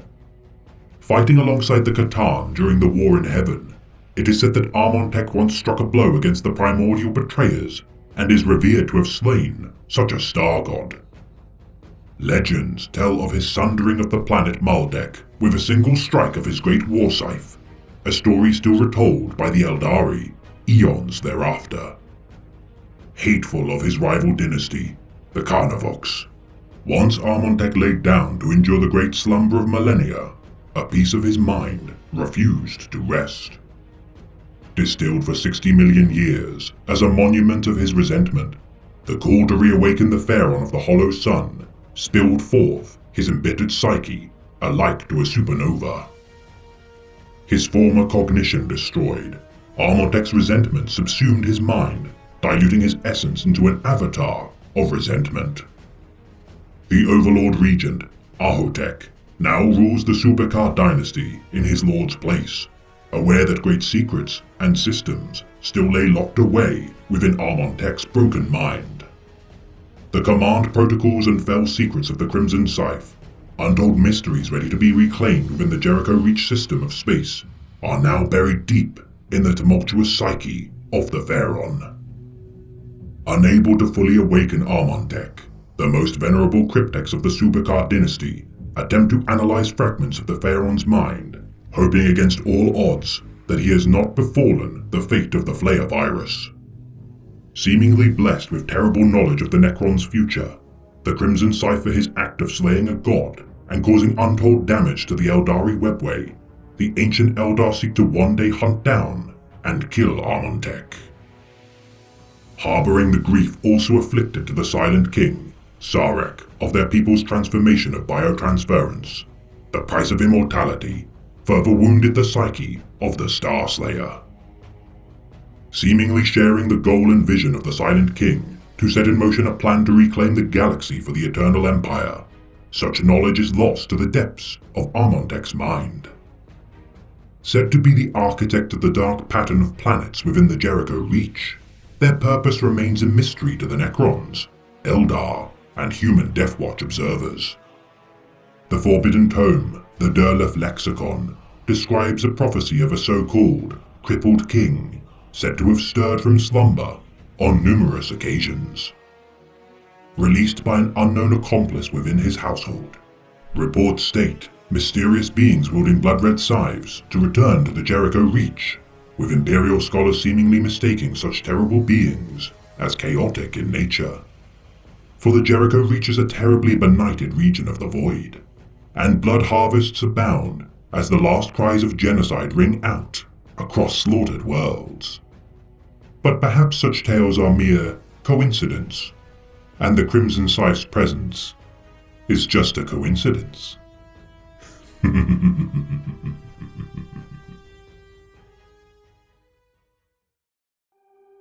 Ahotech is the Overlord Regent of the Subekar dynasty. Serving in the royal court in the stead of his Pharaon, Amontech, the Crimson Scythe, Ahotech rules over the Necron crown world of the Hollow Sun. Never anticipating such a prestigious position, his master's rule was of such a reputation that none among the dynasty had even comprehended another to rule over them. Yet here Ahotech stood, the most senior of his peers, attaining his rank not through treachery against his lord, but remorseless and relentless political maneuvering against his contemporaries. Advancing to a position of power during the War in Heaven, Ahotech's legion suffered far fewer losses than his overlord comrades, and managed to continually evade their attempts to diminish his power. An ever-present, yet disguised entity throughout the war, Ahotech, with the conclusion of the War in Heaven, had watched his rivals incur massive casualties. Deeming such catastrophe to be the fault of the Carnavoc dynasty, the seed of the Crimson Scythe's legendary hatred had been sown and paved the way for Ahotech's ascension. A consummate schemer, Ahotech allowed his master's hatred to further empower his own influence at the cost of the future of his dynasties. Utterly loyal to his master, Ahotech, once awoken from the great sleep of 60 million years, began to understand the cost of his meddling. Finding his Pharaon to be in a comatose state, incurred from the metastasized hatred of the Carnavoc dynasty, Ahotep had always been the obvious, if unlikely successor to the throne. Despite his absolute ruthlessness in ending the reign of his peers, Ahotep does not like to get his own hands dirty, and as such finds himself in a quandary as ruler of his dynasty. Regarding personal combat as beneath him, Ahotep believes such martial duels as the purview of lesser beings, and only conducts such combat with overwhelming efficiency. Prevailing against all enemy champion combatants when necessary, Ahotep takes no pride nor pleasure in killing his enemies, for such acts are simply a means to an end. Expedient in his methods of waging war, Ahotep utilizes arcane weapons capable of mass destruction to rid himself of such nuisances. Spending the majority of his time and effort attempting to revive his dormant lord, it is the hope of the Regent of the Hollow Sun that with the revival of his master, a resurgence of his dynasty shall follow. Physically incapable of acting against his lord due to the command codes ingrained in his psyche, Ahotep has tasked the Crimtech Ozcan with the objective of retrieving the command protocols from the Crimson Scythe's mind without harming him. Scouring the Jericho Reach for a means to revive his Pharaon, Ahotep has uncovered several tomb worlds whose location was known only to Amontech. Though whether such meddling in the schemes of the dark pattern of planets has been a boon or detriment to his master's designs, remains to be seen.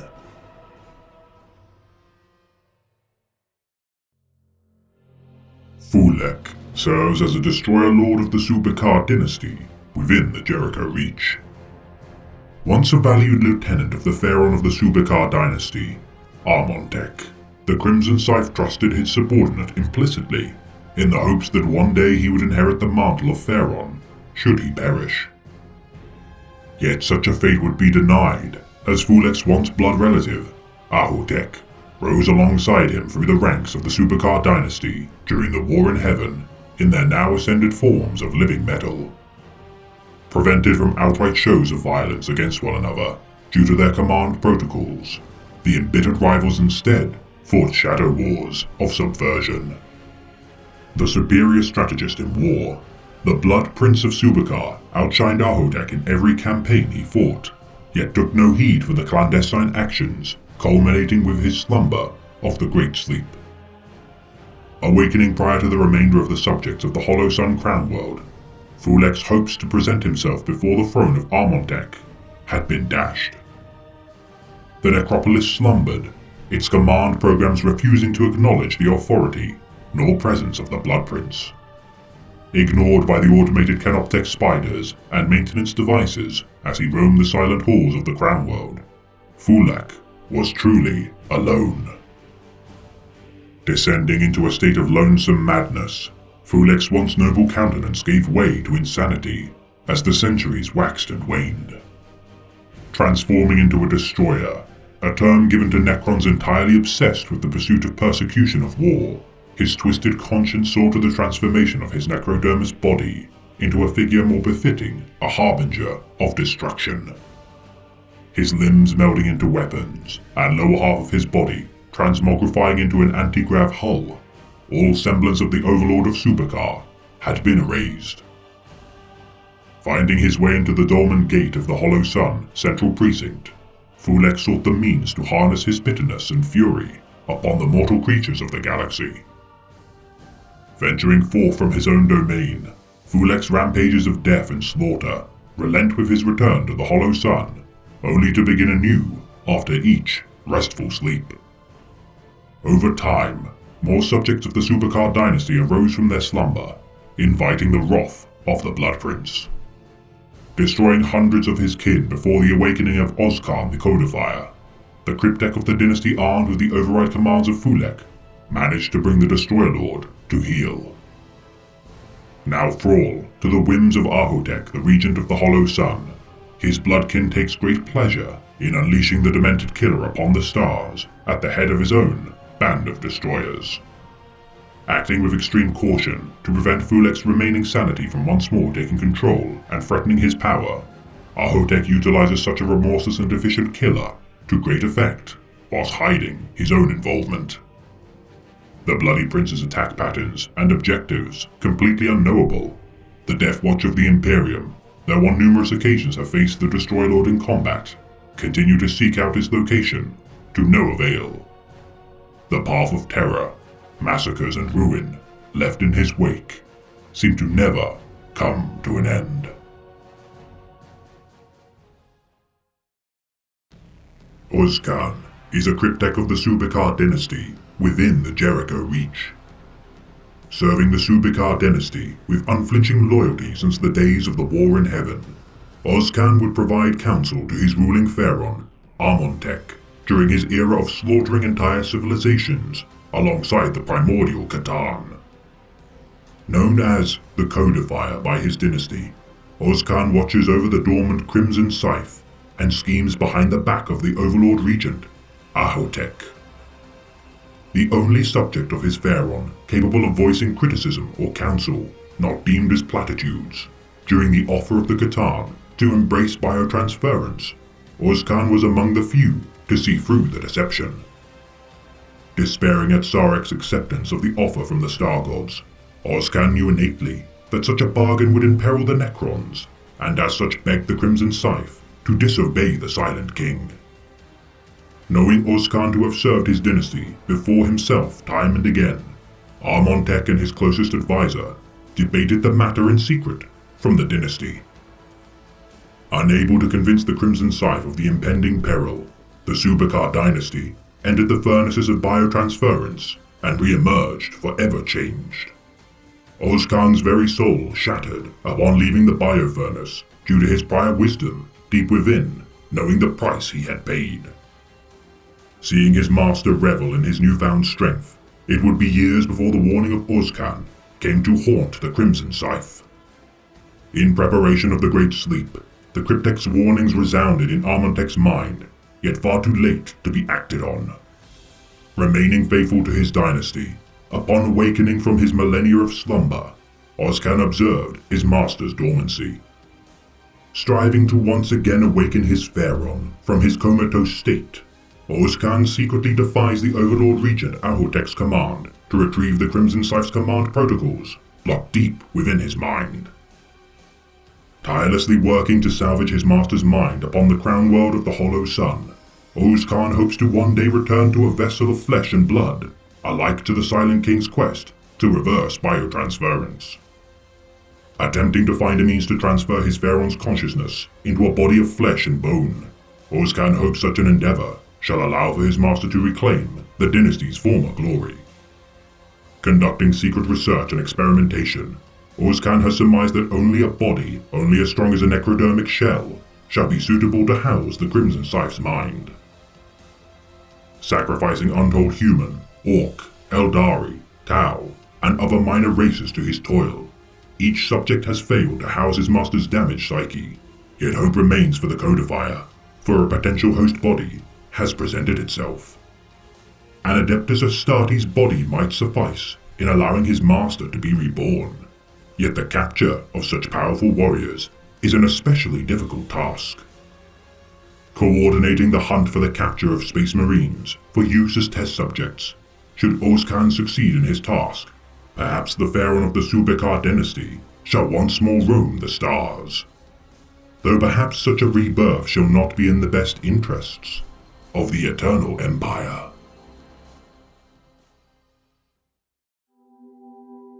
Ilmanok serves as the Grand Vizier of the Subikar dynasty within the Jericho Reach. Among the most senior officers of Pharaoh Amontek during the War in Heaven, as a blood relative of his master, few among the Subikar dynasty were destined for greatness, alike to Ilmanok. Yet he was not alone among his peers to share blood ties to his master, as such was the case of his most bitter rival, Ahotep. Awakening from the Great Sleep individually by Ahotep, alike to the other high-ranking overlords of the dynasty, Ilmanok was disturbed to his core at the sight of his pharaoh in a comatose state within his stasis tomb. Swearing fealty to the Overlord Regent, Ahotep, Ilmanok's loyalty would only last until his pharaoh had returned to his rightful place as ruler of Subikar. Though attributed the title of Grand Vizier, Overlord Ilmanok's pedigree among his people is now entirely devoid of authority or influence. Alike to many within his dynasty, their awakening changed their hierarchy and power structure beyond all recognition due to the manipulations of the Overlord Regent, Ahotep. A member of the royal court of Subakar, the rigid yet convoluted ruling body of the Hollow Sun see to the rule of the dynasty as their pharaoh, Amontech, the Crimson Scythe, lays in a state of dormancy. As the most senior overlord of the royal court and chief administrator of the Hollow Sun, Ilmanok bears the authority to command all lesser tomb worlds within the domain of Subakar, yet rarely gets to exert such power due to the location of such holdings being unknown. Their location locked away within the insane mind of their slumbering pharaoh. In reality, Ilmanok is an administrator of an unfulfilled promise. Seeking to prevent Ahotep from ascending as pharaoh of the dynasty, Ilmanok hopes to prevent his retrieval of the command protocols from within the mind of the Crimson Scythe. Stymieing the Overlord Regent's efforts thus far, the Grand Vizier must take more drastic actions if he is to prevent Ahotep's ascension through attrition. Leading the legions of the Subakar dynasty in battle, Ilmanok quests to find the lost tomb worlds of their domain in order to command their forces without the knowledge of Ahotep. Building his own separatist army within his dynasty's ranks, his tireless work, though hidden from Ahotep, has not gone unnoticed by the Deathwatch Astartes. The most active of all the overlords of Subakar, his retinue of Lychguard are vigilant of the relentless strike forces deployed to sunder his ambitions. Though such efforts have proven to be a delaying tactic at best, for the roused legions under Ilmanok may one day grow to a size capable of usurping the regent of the Hollow Sun.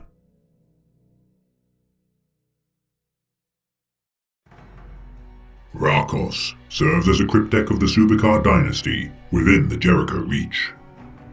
A member of the royal court of his dynasty, it is unclear to outsiders wherein crypteks of Rakos' station stand within the hierarchy of Subakar, but what is known is that only Ozcan the Codifier is above the station of Rakos among his cryptek brethren.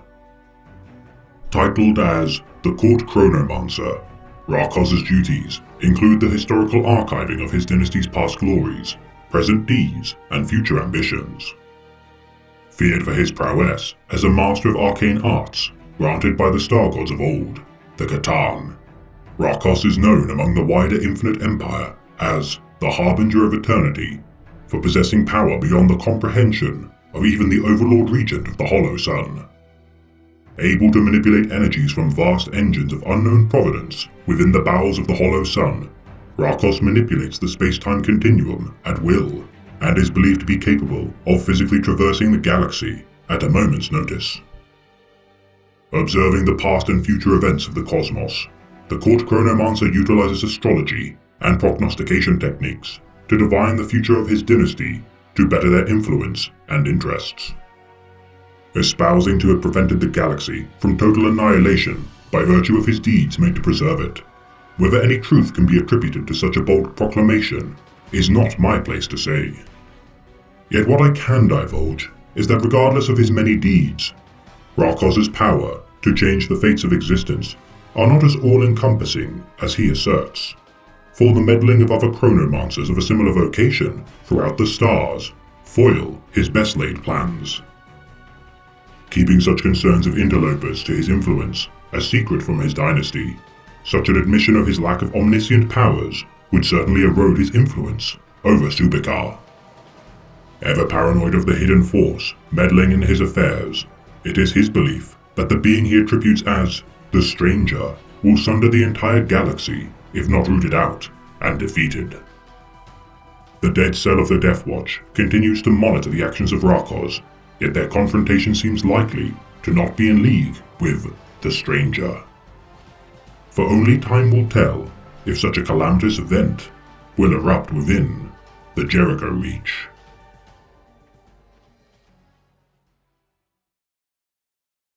These young races are but the dust that has gathered between the cracks in our creation. And now we are here to sweep them away. Zarafuza, the Ineffable, is the overlord of the mighty Mefrit dynasty. Guarding the immense solar harvest network in orbit of the solar body designated Starflame within the Cryptus system, the so-called Firesworn is the last in a long line of keepers of the flame. The solar mirrors of the network collect light from the system's twin suns, allowing for the supply of energy to several Necron domains. Considered little more than a caretaker by my peers, I have heard it whispered that he believes himself to be the Lord of the Stars. During the War in Heaven, Zarafuza and his citizenry abandoned the inner worlds of the Perdita system, destroying the majority of the Starflame solar network and preserving only its core system, the solar mirror, intact. Preparing such infrastructure for his return after eons of slumber, Zarafuza laid many traps within his crypt to thwart any foolish primitives or rivals from claiming his fiefdom. Automated mechanisms, designed to function for thousands of years under his rule, would be pushed to endure millions of cycles as they slowly decayed to the ravages of time. Rudely awakened by the foul alien lifeforms known by the humans as Tyranids, their Leviathan hive fleet arrived at the heart of the Starflame network. The twin suns now decayed, swollen and rotten. The radiation of such celestial bodies spawned harsh radiation, scouring the system's planetoids of all life. Claimed by the humans, the Imperium's hive cities now jutted like eyesores from the world of Perdita. Subverting the solar mirror for their own savage needs, their meddlings could be described as ants prodding at the workings of a causality-dilating tertiary bisection capacitor, not that you would know what that means. Resolving to reclaim his domain from the filth that had stolen his technologies, the now self-styled Ineffable Zarafuza enacted his campaign of the Shield of Baal.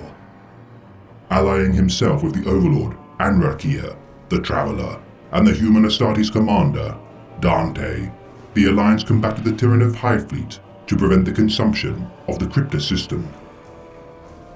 Personally defending the gas giant, Eidos, Zarafuza and the Mefrit dynasty secured the planet's fuel hub, whilst Anrakia and Dante fought within the Magnovitrium system in their efforts to channel the energy captured by its sun.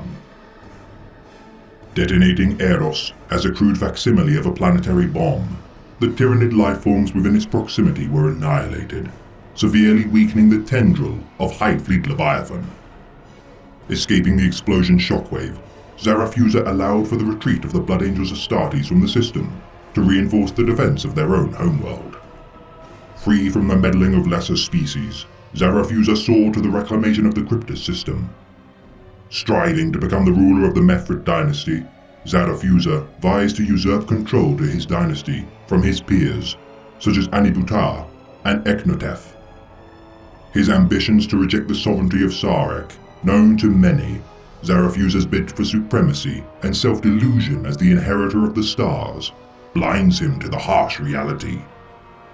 Even should the intervention of the Technomandrites allow for his dynasty's ability to destroy entire star systems be achieved, he shall not go unpunished by the Silent King.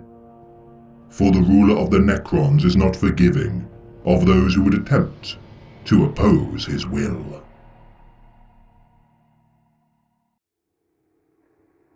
I am not capricious, nor am I given to cruel acts for their own sakes. It is simply a fact that you and your kind have trespassed, and thus invited extermination. Curse you for putting me to this inconvenience.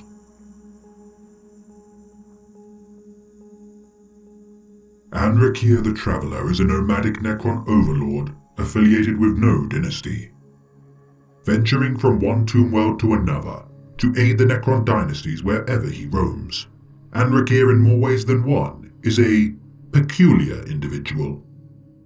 Rising from his dormancy after the Great Sleep, retaining his full cognition, Anrakia with his revival sought one goal foremost in his mind: to unite the Necron dynasties.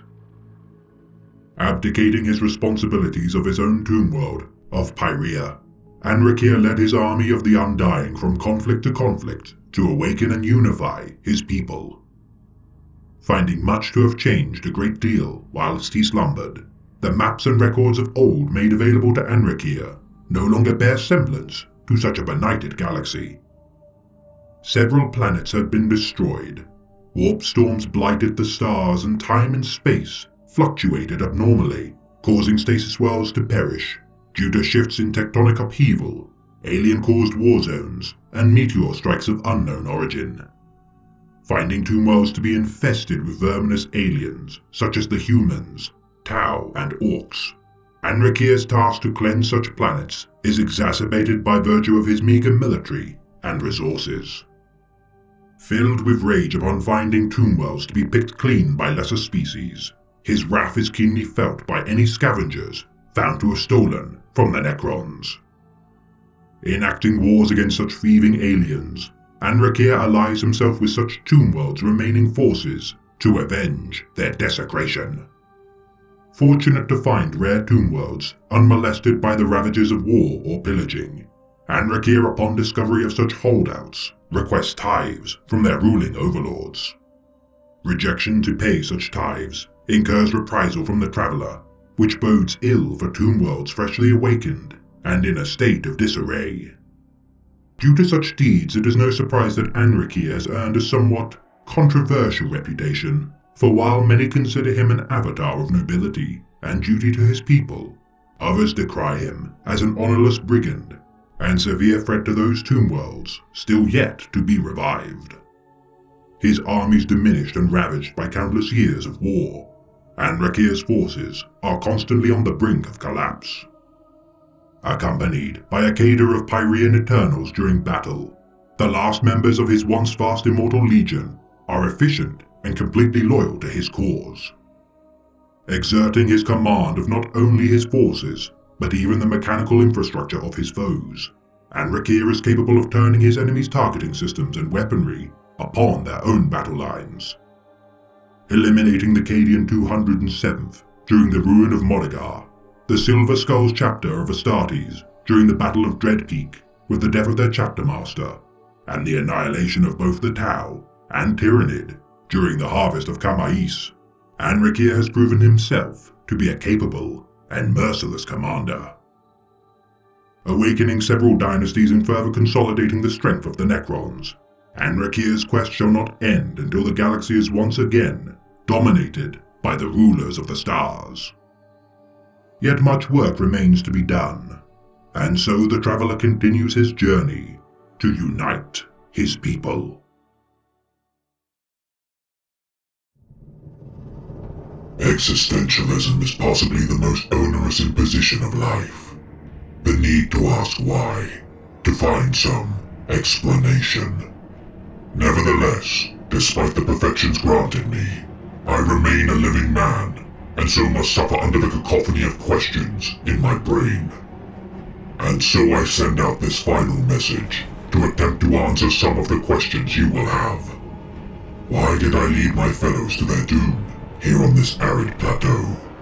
Why have I submitted myself to the power of the immortal creatures who have risen from its sands?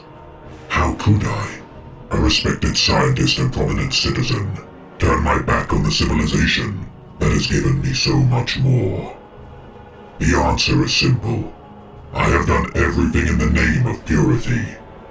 Before my memories and emotions were reassembled in this more perfect form, some 15 cycles ago, I had spent a human lifetime studying civilization in all its forms.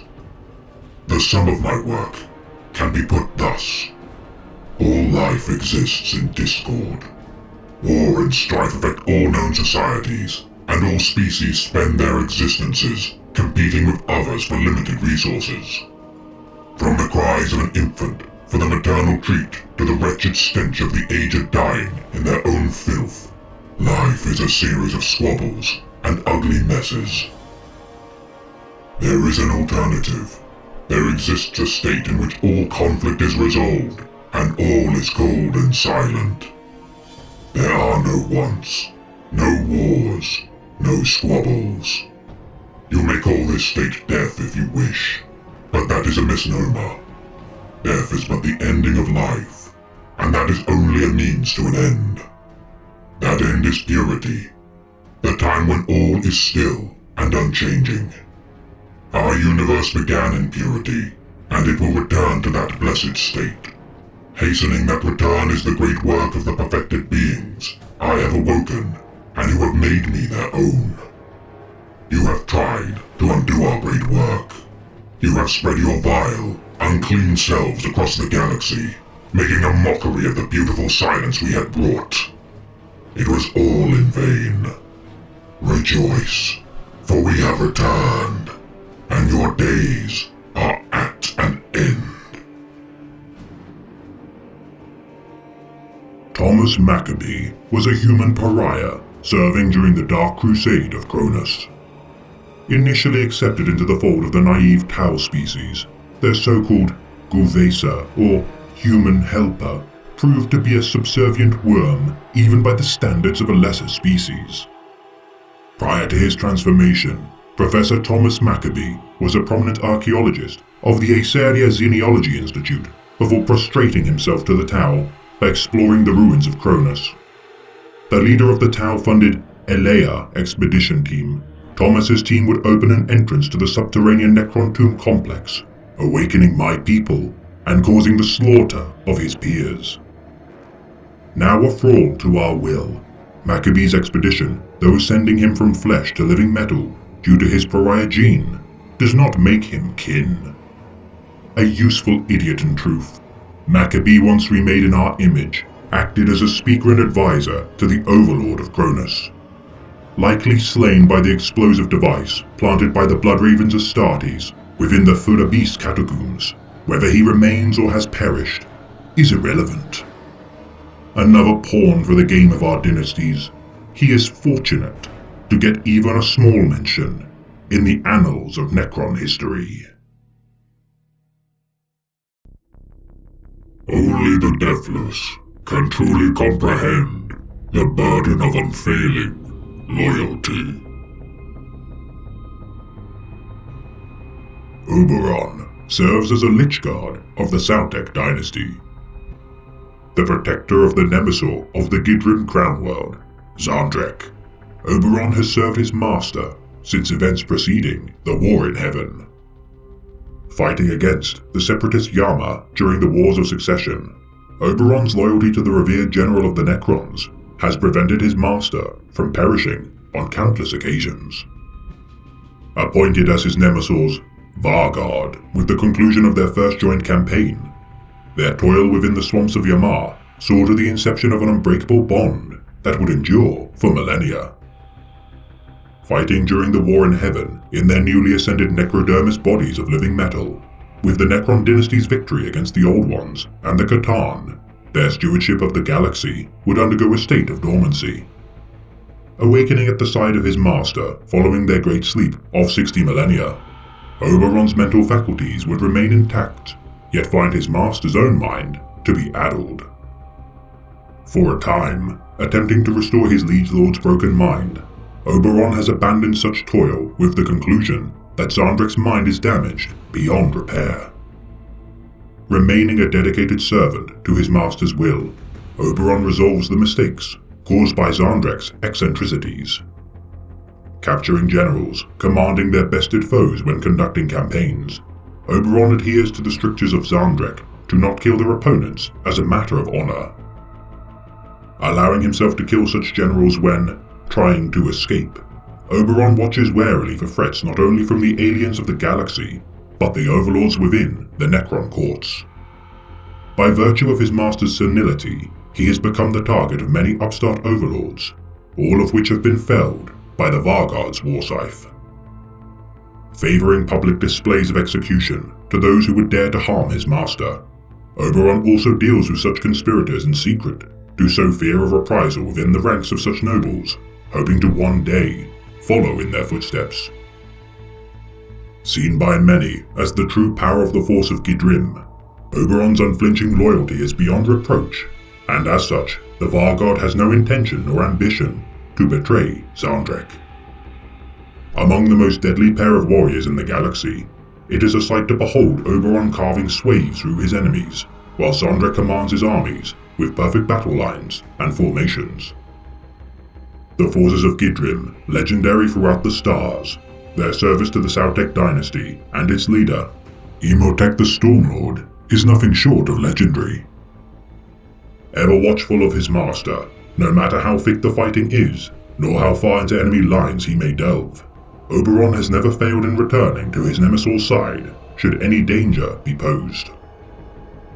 Besting the White Scar's Master of the Hunt, Corsaro Khan, in single combat, as well as the Eldar Ranger Illic Nightspear, Oberon's pedigree as among the mightiest duelists in the galaxy is well earned. Cutting through dimensions as he assaults enemy positions, Oberon in his own right is a capable commander, and should any threaten to harm Nemesor Zandrek, a swift and brutal death shall be their reward.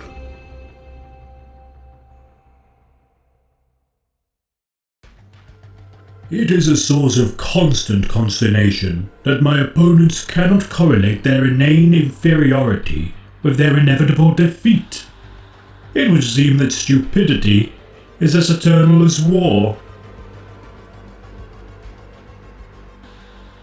Nemesor Zandrek is an overlord of the Sautek dynasty. Born into the aristocracy of the highest echelons of Necrontyr nobility, Zandrek in his youth studied within the most prestigious military academy of his civilization. Forming a close friendship and rivalry with the future Nemesor, Setek, during his time in the academy, Zandrek, with the completion of his commission, would be given an army to fight the Yama separatists during the Wars of Succession. Assigned the veteran warrior, Oberon, during the campaign, the two would begin to forge a warrior companionship destined to outlive entire alien species.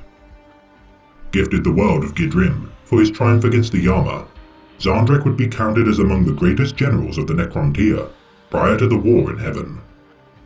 With his ascension through biotransference, his legend only continued to grow, already possessed of a genius intellect for strategy and war planning. Characterized by his sense of humor, Zandrek would be attributed as uttering the phrase, "Will without honor is nothing," due to his disdain in facing or deploying underhanded military tactics, such as death marks or wraiths. Staunchly believing that commanders must be captured rather than killed, throughout his many campaigns, Zandrek refuses to outright kill his oppositional counterpart. Respect and honor quintessential to his character, Zandrek's personality drew many loyal men to his side, who in turn reflected and repaid his conduct. With the conclusion of the Necron victory of the War in Heaven, Zandrek, alike to his peers, undertook the Great Sleep for millennia, yet would awaken irrevocably changed. Believing himself still to be a creature of flesh and blood, Zandrek's inability to grasp reality skews his observation of the galaxy, now embroiled in endless war.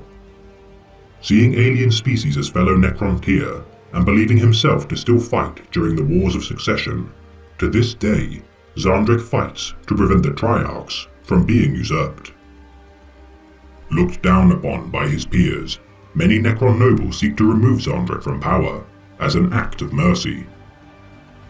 Yet whilst the addled Nemesor continues to consternate his royal court, only the most foolish overlords dare to attempt to combat the revered general. Retaining his genius for combat and unyielding loyalty to those of his subjects still retaining sentient thought, the regicide of Zandrek seems unlikely.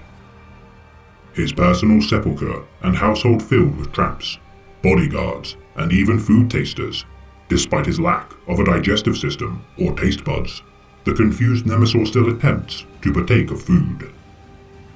Defended by his utterly loyal bodyguard, Vargard Oberon, Zandrek, though afflicted of the rot of his consciousness, remains a valued ally of the Stormlord, Pharaon Imhotep. As a subject of the Sautek dynasty, Imhotep commands Zandrek to undertake campaigns in the name of his dynasty, knowing full well the efficacy of his flawless mind for battle. Rarely engaging in personal combat, when pressed, Zandrek wields the Staff of Light, a weapon capable of firing bolts of green Gauss energies to turn his foes to ash. Carrying a phase shifter into battle, which obscures him into a near incorporeal form. The fabric of reality itself bends to the will and whims of Xandrek as fatal attacks pass through his body. Regenerating any wounds if incurred with the combination of his resurrection orb and necrodermis body, the ancient Nemesaur is nigh unkillable. Commanding his legions of Gidrim with supernatural efficacy and speed, their battle lines and formations pivot mere nanoseconds after receiving commands. Outflanking and obliterating his foes by uttering but a few command phrases and words, Xandrek's armies are the most finely drilled, obedient, and efficient of fighting forces to ever grace the stars. A constant reminder of the inner frailty of their otherwise unbreakable bodies, the Necron dynasty speculate the changes of themselves succumbing to such a fate should the Infinite Empire be required to once again endure the Great Sleep. Though moments of lucidity occasionally rise from the depths of Xandrek's senescence, the Nemesaur on one occasion confided with Oberon that he did not in fact incur engrammatic damage from his Great Sleep, and instead plays the fool in order to exploit those who look down upon his condition. Content to live with the stigma of his seeming insanity, Xandrek's cheery demeanor demonstrates his belief that the immortality of his people is wasted if not lived with the merry disposition of a mortal seizing each moment as if it were their last. When subsumed within the mire of his madness once more, his mannerisms and behavior seem unchanged by all accounts, causing all to wonder at what state of senility he may be at any given time. Yet despite all such scrutiny and derision, Xandrek remains a staunch and worthy ally, his bright and humorous manner a fresh reprieve from the more droll and serious of the Necron overlords. Lesser vermin, you trespass amidst the realm of beings beyond your stunted comprehension. Your presence dirties that which has been sterilized of organic contaminants, and cannot be borne. Understand that the blame for this rests not upon your shoulders, but upon mine. I have baited this simple trap, and, like the primitive post-simian carbon-based beings that you are, you scurried eagerly into its jaws. It could not have been otherwise. The fear, the confusion, and the aggression that you are feeling, these are all natural responses from your underdeveloped cortices to such sudden and overwhelming stimuli. However, it is important that you master those base urges and set down your weapons without resistance. I would prefer to preserve your physical integrity for optimal interrogation, but understand, all I require are your brains. Seras is the revered cryptic technomancer above the affiliation or fealty with any dynasty. The architect of the biotransference of the Necrontyr, Seras is both reviled and revered by the Necrons for facilitating the transformation of my people. Working alongside the Catan during the War in Heaven, the combined genius of Seras and his benefactor's knowledge allowed him to transfer the consciousness of the Necrontyr into necrodermis vessels. The first step on the path to the Necrontyr's evolution, the ascension from flesh to metal, would one day allow for the Necrons to achieve godhood, composed entirely of pure energy, by his design. No longer requiring sleep nor the frailties of flesh, Seras with his transformation is now unbound by the restraints and distractions of mortal beings. Slumbering upon the world of Nectarvus VI until the expanse of the warp could herald his return, the death of the world would hearken his return to the galaxy. Unraveling the mysteries of life itself, Seras seeks to master both life and death's riddles as a truly pansophical entity. Forever at the precipice of understanding the molecular mechanisms of the universe, Seras's millennia of toil falls just short of full comprehension. Now segregated from the realm of the living, Seras's knowledge is that of an observer to the mortal, and as such requires endless experiments to be conducted on his subjects. An uncaring, meticulous, and calculating being, Seras is seen by many as a megalomaniacal being, yet belies his ultimate goal to reverse his great work, afflicting the Necron civilization. The secrets of what might be described as the soul elude the Illuminor, and as such require his reversion to the form of flesh and blood. trading his expertise in exchange for test subjects among the many dynasties of the Necrons. Seras's obsession with unlocking the secrets of life and death have caused untold millions to perish by his hand. A mind without peer among the Necrons, his proclivity to create marvels of weaponry and biomechanical wonders are the envy of my people. Deriving new innovations from his experimentation of lesser beings, many see such improvements as distasteful and unworthy of the Necrons. Cherishing Eldari subjects above all, such victims of his fatal examinations and dissections of the ancient enemy produce significant results, worthy of his invaluable toil. Accompanying raiding parties personally to prevent the damage of his subjects, Seras is by no means above getting his hands dirty to achieve his objectives. Residing on the tomb world of Zantragora, Seras fills the stasis banks of his facility with both the living and the dead. Keeping his test subjects alive during their procedures when possible, the screams of such vermin do little to dissuade the Illuminor's hand from cutting deeper into their flesh. Shutting off his audio receptors as the howls of agony reach a crescendo of torment, the impassive yet studious Cryptek Techromancer picks apart his subjects at a molecular level. Replacing his limbs with arachnoid appendages, Seras is an imposing and strange sight to behold. Installing an extra pair of prehensile appendages to his body to aid in his manipulations of his surgeries and experimentations, Seras also wields the ancient Eldritch Lance when engaged in battle. Capable of emitting a gout of fire using his gaze of flame optic lens, it is rare for an assailant to reach him in melee combat. Able to deploy atomic manipulators to decompose his foes within his proximity, his Empyrean overloaders can also cause mortal psychers' minds to dissolve under such mental strain. With the resurgence of Sarek, Seras has joined the Silent King in his campaign to reclaim the galaxy and reverse the biotransference of my people. Working alongside the Nihilak dynasty to establish the Pariah Nexus within the Pethalim sector, thousands of subjects have been harvested within the sector for experimentation. Repelling the invasion of the Imperium during the war in the Pariah Nexus, regardless of the meddling of their strange faith-based powers caused by Ephriel Stern, Seras would not be deterred. Containing the Catan Shard, released by Inquisitor Draxus during the Battle of the Tradictor System, Seras, whilst containing the enraged Star God, would return once more to his studies of mortal flesh. For though his quest to reverse biotransference continues, none can deny the genius of the mad Cryptek Techromancer. For no mortal is safe from his abscissions made in the name of progress. Time is a weapon like any other. If nothing else, I can simply wait for my foes to rot. Orokin the Diviner is a powerful Cryptek currently in service to the Sortek dynasty. Though born into a warrior family, the frail boy known as Orokin proved too weak to become an immortal allied to his bloodline, and for his failure, focused his efforts entirely to the arts of mysticism. An incredibly talented chronomancer capable of foreseeing portents of the events of the future, prior to the Great Sleep, the Diviner would observe the destinies of many alien races' downfalls. The fall of the Eldari, the Horus heresy of the humans, and the invasion of the Tyranid menace, all seen through the eyes of Orokin.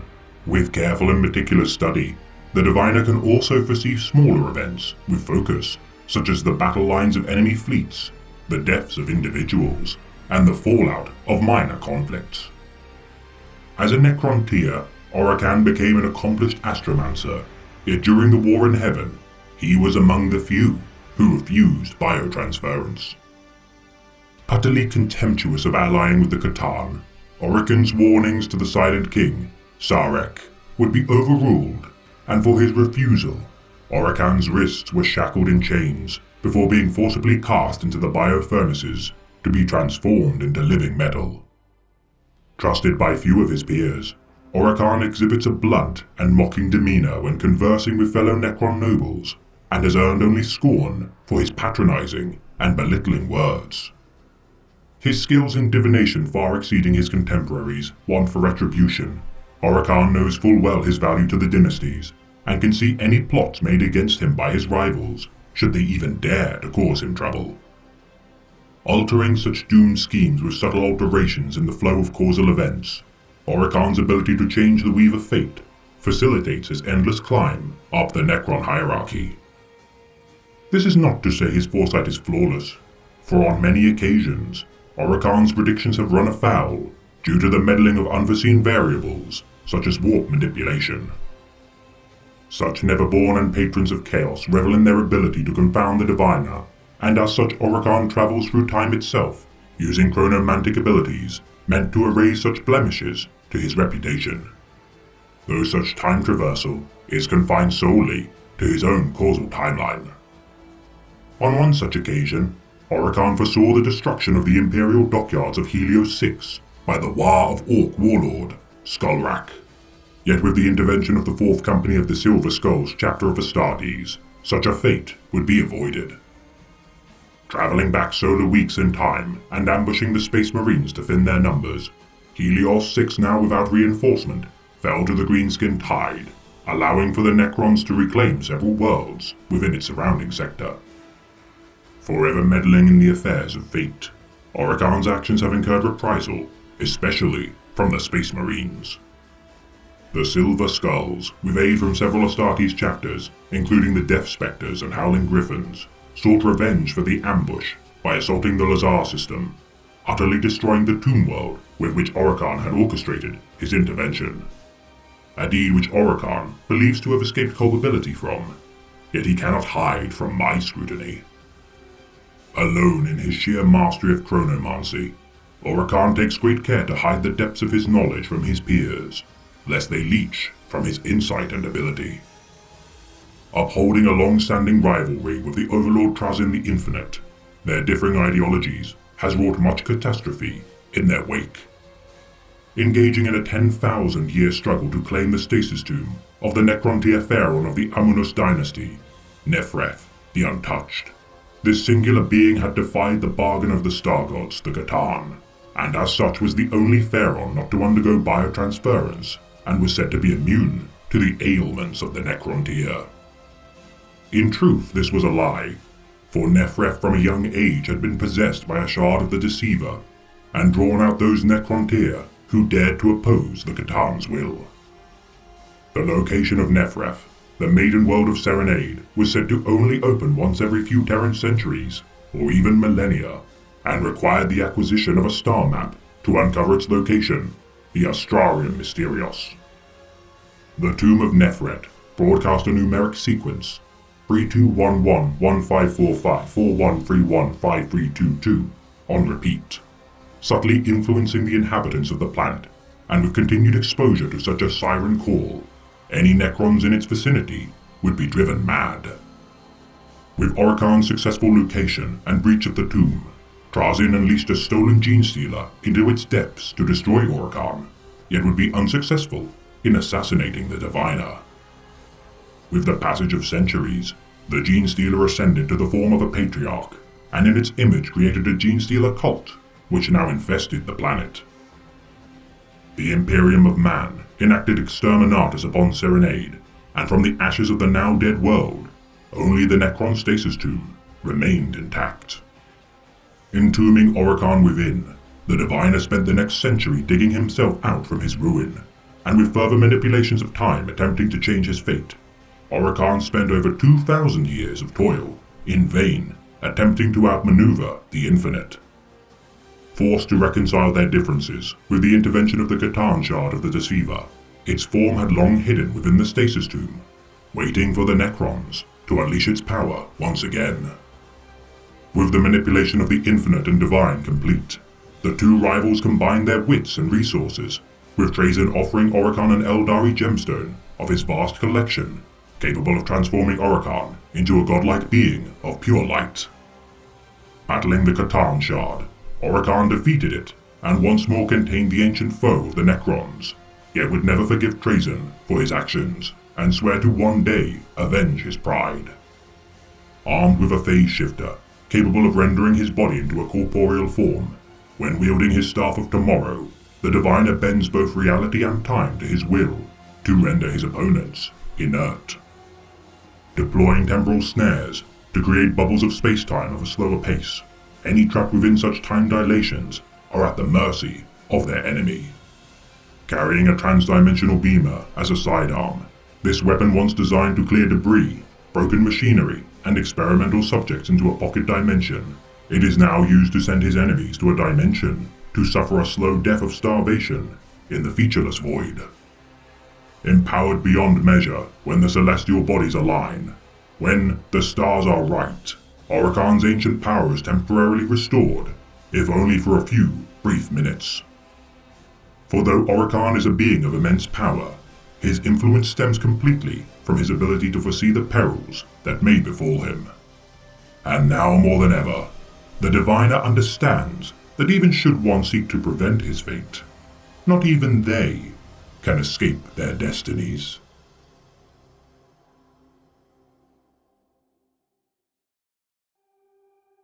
Necrontyr are born to die.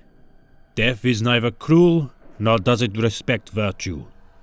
But it is inevitable, and it does not wait long. A simple truth, perhaps, but crucial if you are ever to lead this dynasty.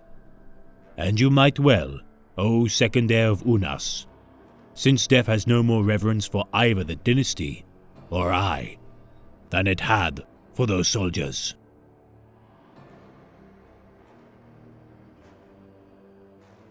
Ultix ruled the Ithakas dynasty after years of exile following the Great Sleep. The son of the Pharaoh Unas and second in line of succession to the throne world of Antiketh, Ultix fought alongside his brother Joseras during the Second War of Secession.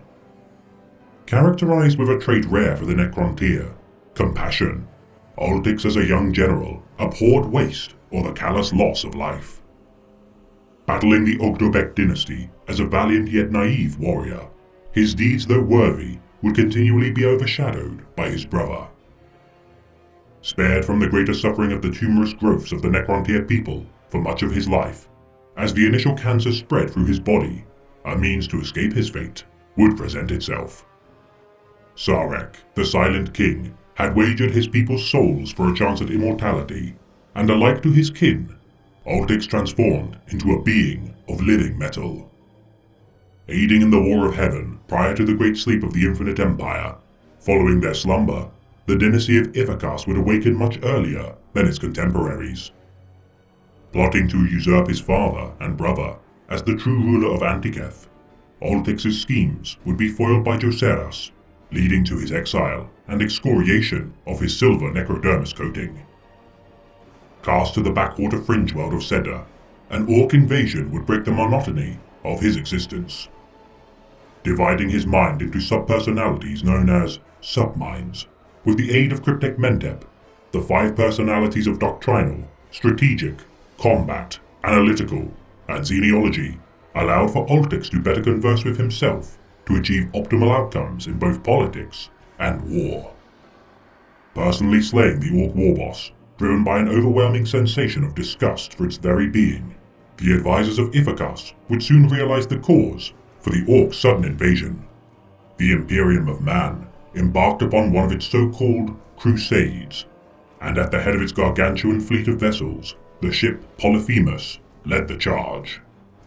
Purging planets in their wake, the humans in time would overwhelm the world of Sedda and all who served under Ultix.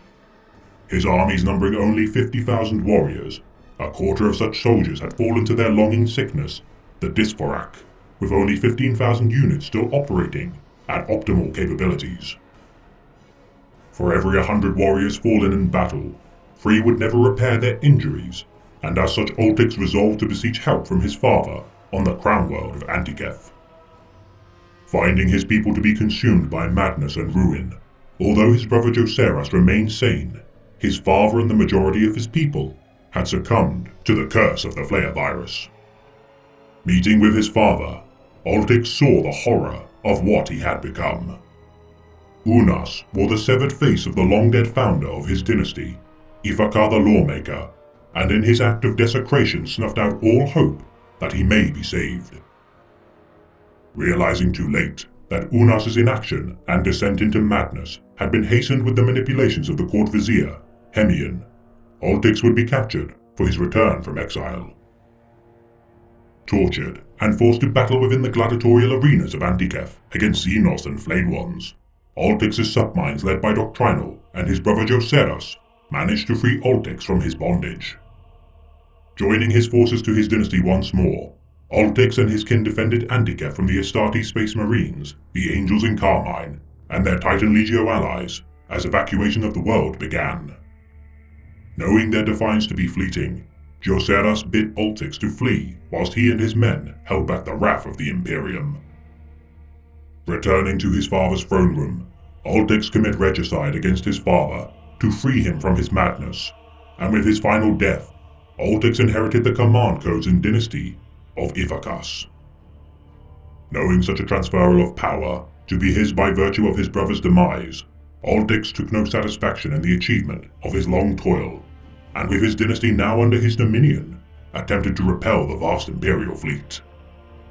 Managing to destroy the Polyphemus, the Ivacans melted down the great Aquila of its prow, and after removing the bone fragments interred within its construction, Altix's body reanimated the pure gold to clad his form as befit the ruler of his dynasty. Slowing their advance with various weaponries and devices, the Crusades' advance would not abate, as the Ifacan dynasty, as a last resort, attempted to travel to the cursed world of Drazak. As political infighting erupted within his royal court, his flagship's hull now crammed with the rescued vestiges of Antiketh spread the Flayer virus among his army. Once more confronted by the Angels in Carmine, Altix perished at the hands of a Terminator Squad assault, yet as a last act, activated the Fel Ghostwind Protocol. Allowing for himself and his people to enter the dimensional void used by the Flayed Ones to traverse the stars, the dynasty reached Drazak. A grave world, once the site of a battle of immense destruction against the Catan, the supposed origin site of the Dysphorak had endured for millennia within the zeitgeist of Necron society. Succumbing to the Flayer virus with the embrace of his fate, Altix rose again and assumed the title of Valgul, the Fallen Lord. The Ivacas dynasty is dead, yet the Flayer King rules over his carrion subjects to this day as the Flayed Ones pledge their service. Though how the twice-dead king might upset the balance of galactic power is a mystery, even to me.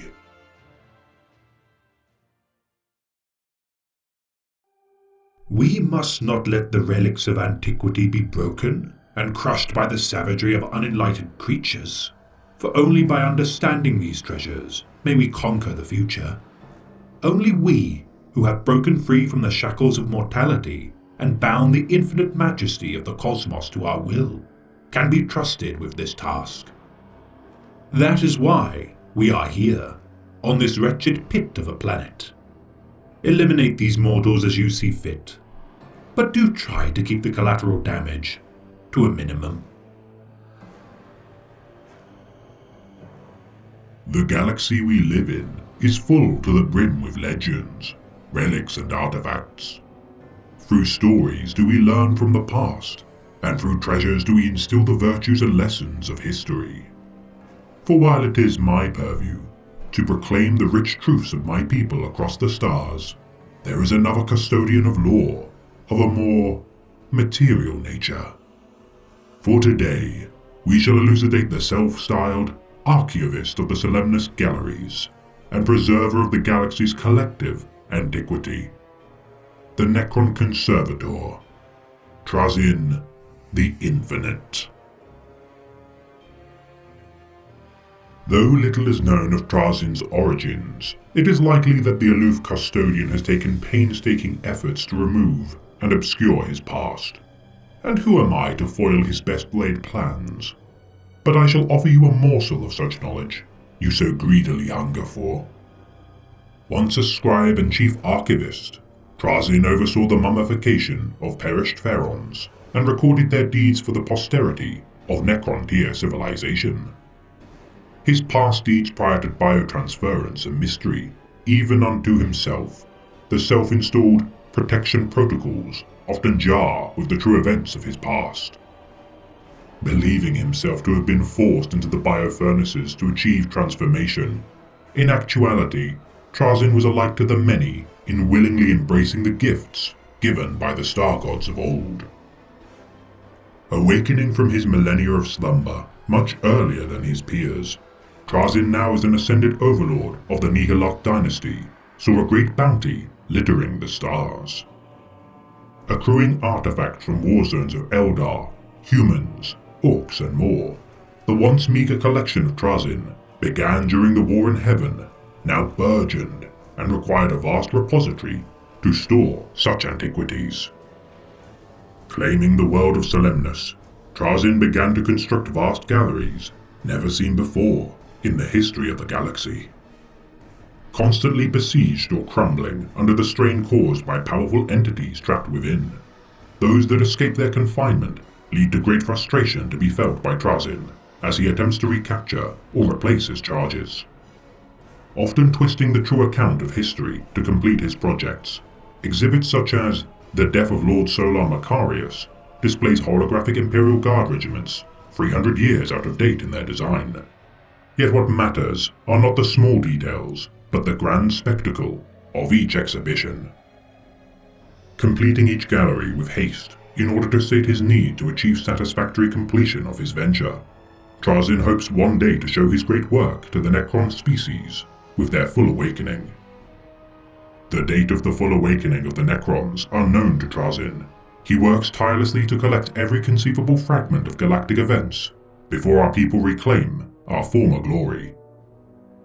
And as war erupts across untold billions of holdfasts across the galaxy, innumerable rarities and heirlooms, whether they be objects or even entire sentient races, turn to ash with each passing moment.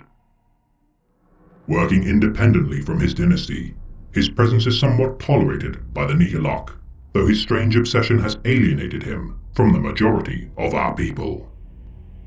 An unwelcome guest in the court of the mighty Sautek dynasty, despite his unsavory reputation as a thief and scavenger of the galaxy, his spoils are nonetheless of great utility to the Silent King. Driven to preserve every last grain of sand of the proverbial hourglass of history, his collection of priceless trophies forces him to embark upon the galaxy outside the comfort of his own domain. Sending substitutes of his will when possible, Trazyn enjoys nothing more than to roam his vast collections and marvel at the subjects he has so painstakingly preserved. Believed to have been slain on several occasions due to his use of substitutes, many of his Lich Guard have sacrificed their lives in order to fulfill their master's desire to add to his collection. Often commanding his forces to distract his opponents whilst he slips behind enemy lines, Trazyn's hunger for spoils of war, such as notable commanders, the armor of fallen heroic warriors, or the capture of peculiar regiments or battle companies in their entirety, often consternates the Necron dynasties. For a trail about Trazyn the Infinite would be replete without the inclusion of the spoils of his most daring and dangerous of heists. Within the vast vaults of Solemnus, wonders and horrors as young as decades and as ancient as eons fill its boundless chambers. Sequestered into collections defined by the various races of the galaxy, every conceivable being, from humans to orcs to enslavers, stand immobile. An entire Wraithbone choir of the Asuriani Antalsar craftworld, an impeccably preserved Khainite warrior, the last known living Krork warboss of the War in Heaven, and even a Catan shard of the Deceiver, lay within. An entire high fleet of the Tyranid invasion of Vuros, once stored within his exhibition of the interstellar beings, would not remain contained for long, and in its escape imperil much of Trazyn's vaunted collection. Yet peculiarly, among Trazyn's interests, the Infinite shows a great deal of favor in collecting relics of the human aliens past. Though a relatively new species to the galaxy, their influence cannot be denied, and as such, Trazyn revels in his collection of relics, drawn from the ongoing death knell of this strange species. On the more macabre scale of his collection, Trazyn owns the severed head of Sebastian IV, the ecclesiarch who stood defiant against the crazed human, Goj Vandire. Hundreds of regiments of the Astra Militarum, such as the Catachan Jungle Fighters, Vestroyan Firstborn, the Lost Remnants of Tanith, and even the Lord Castellan of Cadia, Ursarkar Creed, have been captured for his display.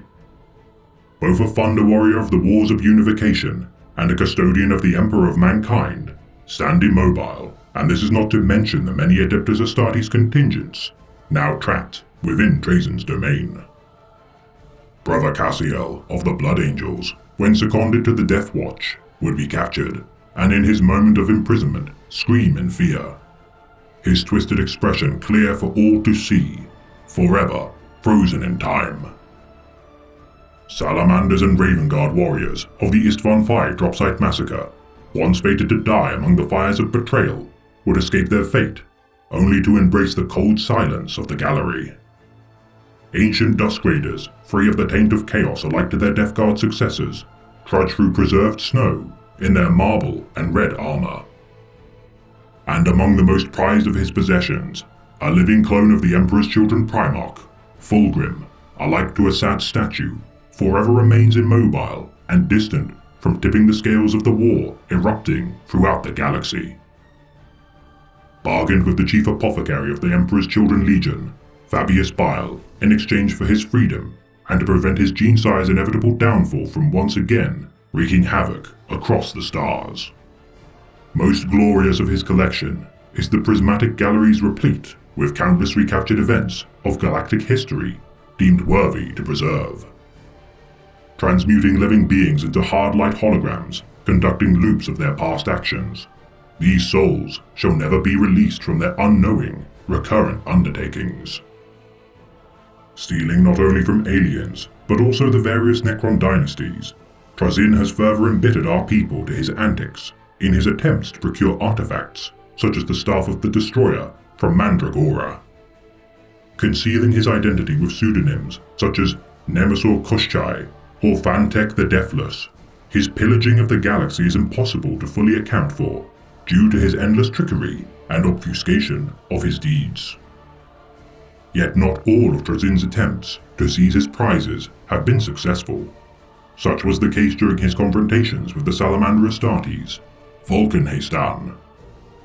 Twice striving to claim the Spear of Vulcan for his collection, the Forge Father of the Salamanders has bested Trazyn in single combat and prevented the larceny of his chapter's cherished artifact. Though Trazyn's continued flagrant attitude towards the galaxy's turmoil does not preclude him from intervening when such conflicts threaten to endanger his spoils. During 999.M41, a threat to the existence of the galaxy loomed large.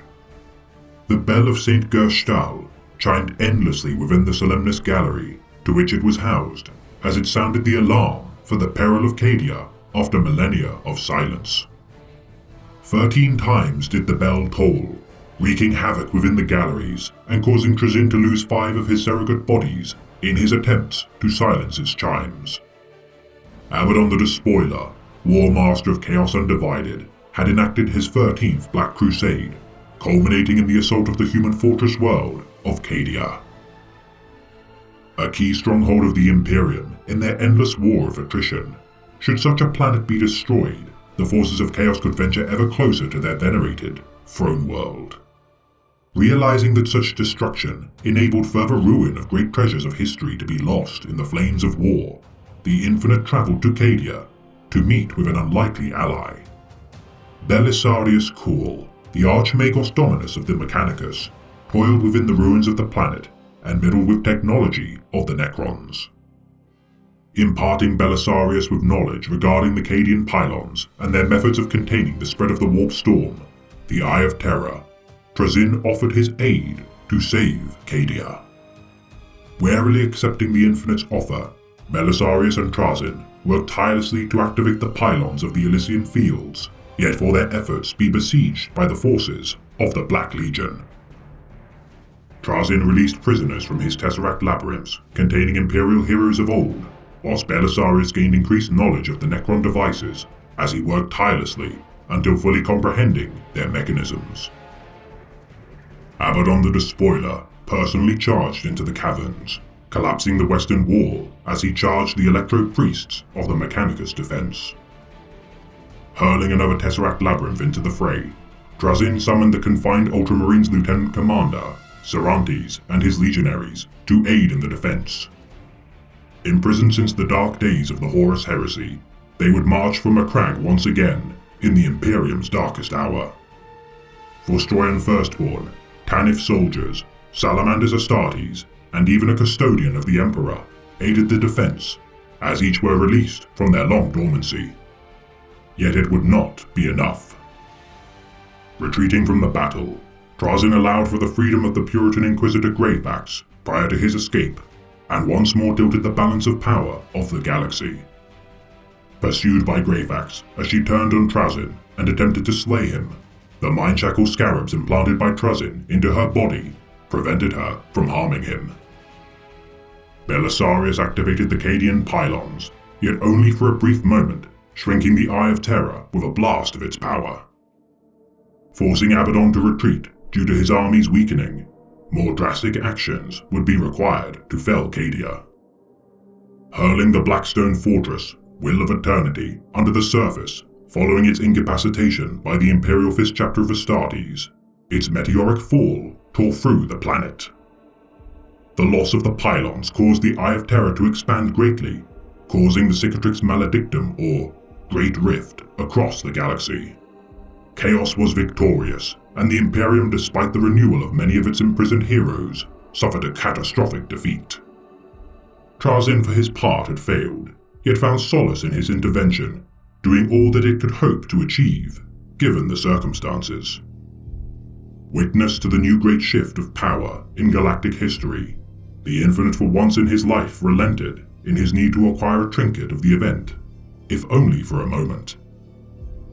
Capturing the Lord Castellan Creed, the monument of the defense of Cadia, proved to be a fitting trophy for such a momentous occasion.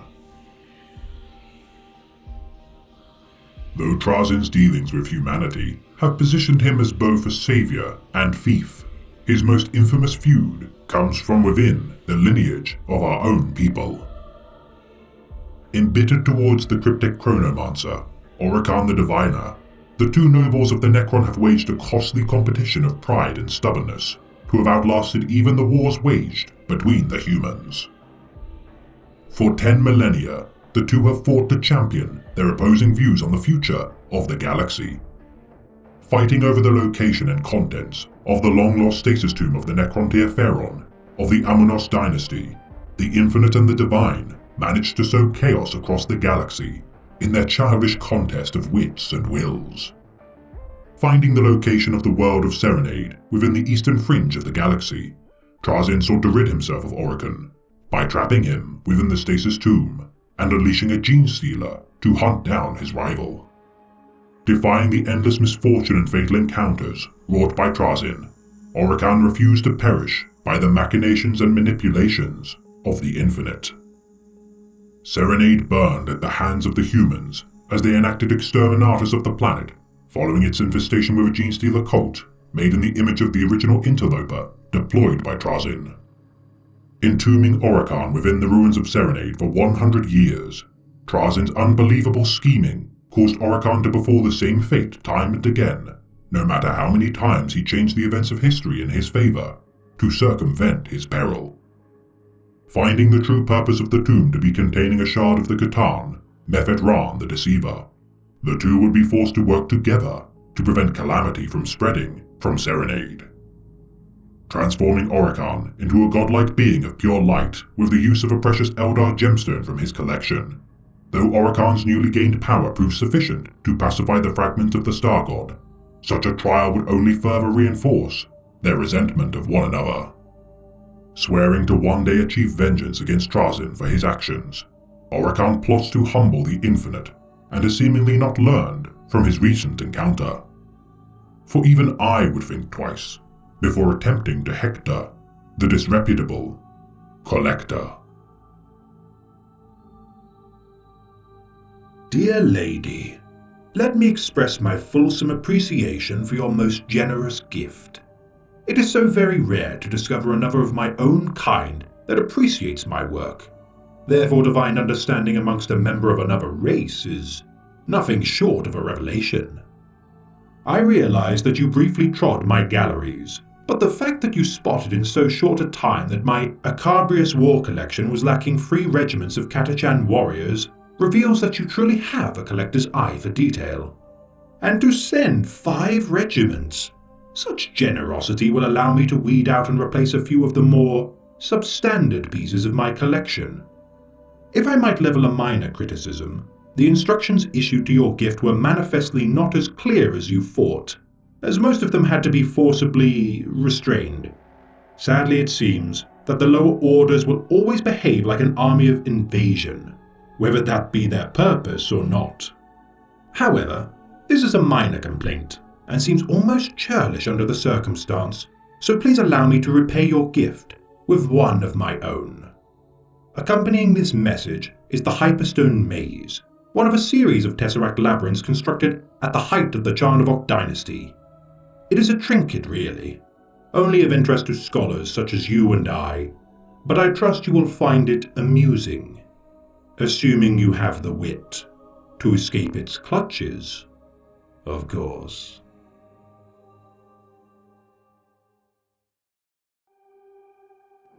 Let me tell you of my future. My hand will reach out into the stars, reshaping the galaxy into a place of order and unity. Under my reign, the kingdoms of old shall live again, reborn to an age of power and glory, the like of which you can only imagine. I will rule every planet touched by the light of this star, and even in the darkness beyond. My name will be whispered with fear and respect.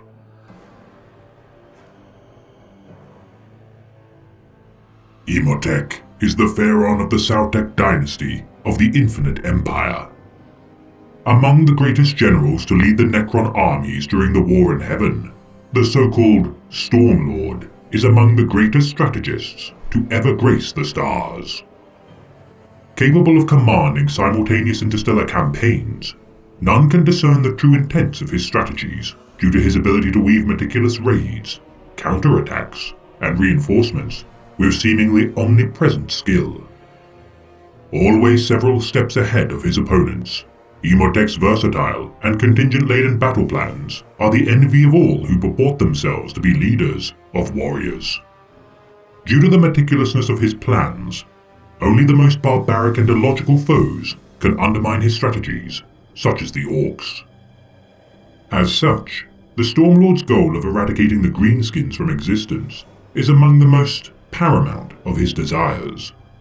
Awakening from his 60 million year slumber to a galaxy still reeling from endless war, the Stormlord of the Necrons upon his reanimation would find his tomb world, Mandragora, to be in disarray.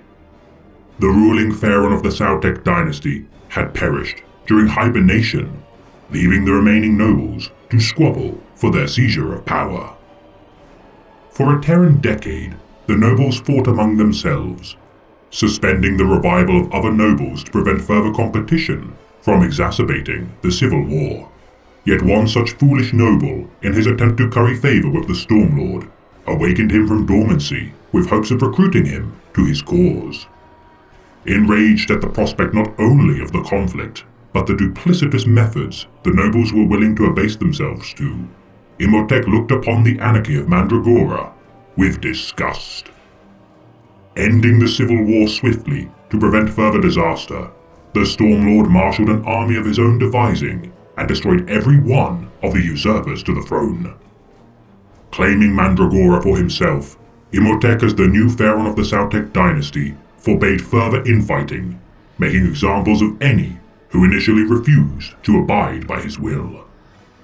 Ruling with an iron fist and harnessing his reputation as among the greatest military generals to ever grace the stars, Imhotep's dominion of his dynasty has become unassailable. embittered towards the Nemesor of the crown world of Gedrin, Zandrek, the mind-addled general, though posing little threat to the Stormlord's dynasty, remains the only contemporary lord of Imhotep's caliber. Embarking upon the stars once more, the Stormlord, after years of preparation, unleashed his armies upon the primitives of the Void during 781.M41. Leading the defense of the world of Somenor, 20 years following from the Eldar Craftworld of Alatok, Imhotep's veterancy from the War in Heaven proved crucial to his combating of the Necron's ancient foe. Ensnaring the overconfident Eldari Farseer, Eldaroth Starbane, into a trap within the stasis tomb of Somenor, Imhotep exterminated every one of the brash and arrogant Eldar.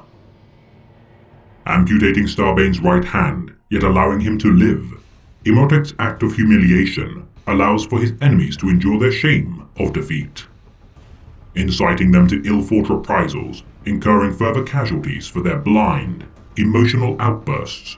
Such a method of disgrace has become somewhat of a calling card of the Stormlord. Laying claim to the Imperial Forge World of Hypnoth during 910.M41, despite reinforcement of the world by the Humans' Imperial Guard and Space Marines, the conflict endured for several months. With the assertions of Orokan the Divine as prophecies of victory, Imhotep would break the stalemate by simultaneously attacking the supply world of Praedesita and Nyx, yet uncover a more deceptive enemy lurking within the underbelly of the worlds. The Tyranid menace had infested the world of Nyx, threatening to sunder the Stormlord's well-made plans. Yet once the storm had grown, it could not be sheltered from, and with determination and toil, the Stormlord weaved a strategy to manipulate the Devourer to attack the Imperial forces. Introducing the Mechanophage under Hypnoth, the armored vehicles and defensive structures eroded and collapsed into useless debris.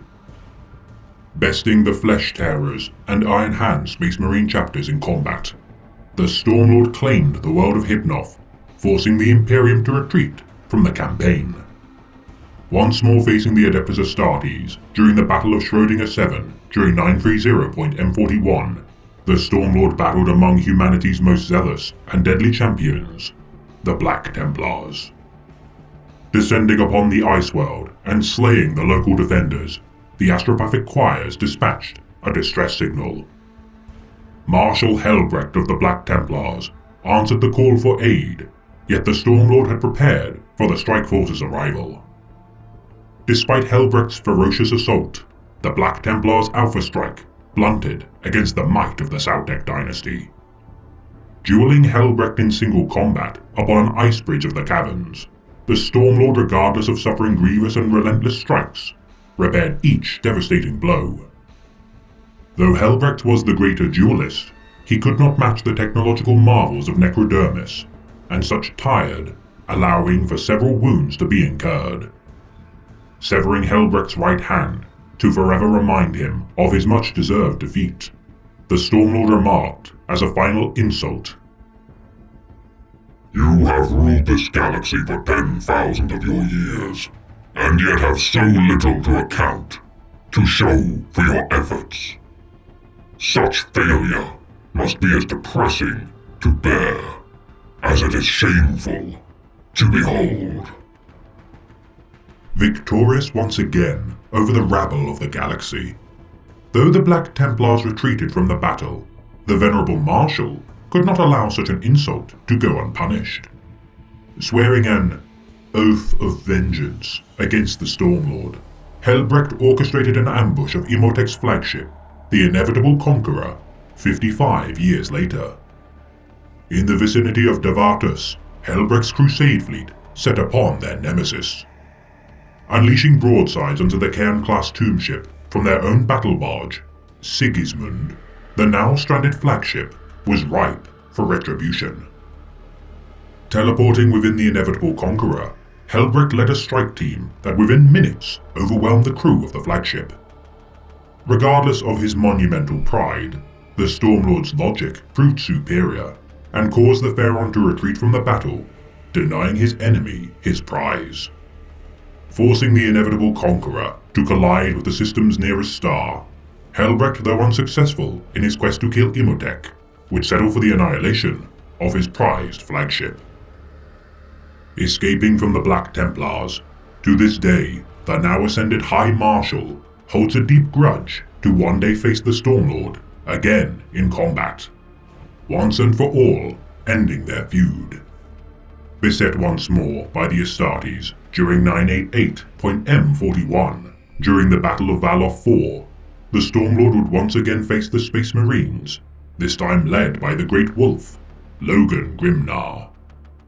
Bested in combat by the rabid fury of the Space Wolves, Imhotep's forces stood in the path of the Great Wolf's quest to slay the Necron trickster, Trazyn the Infinite, and thus proving to be a hollow victory for the Vilka Fenrika.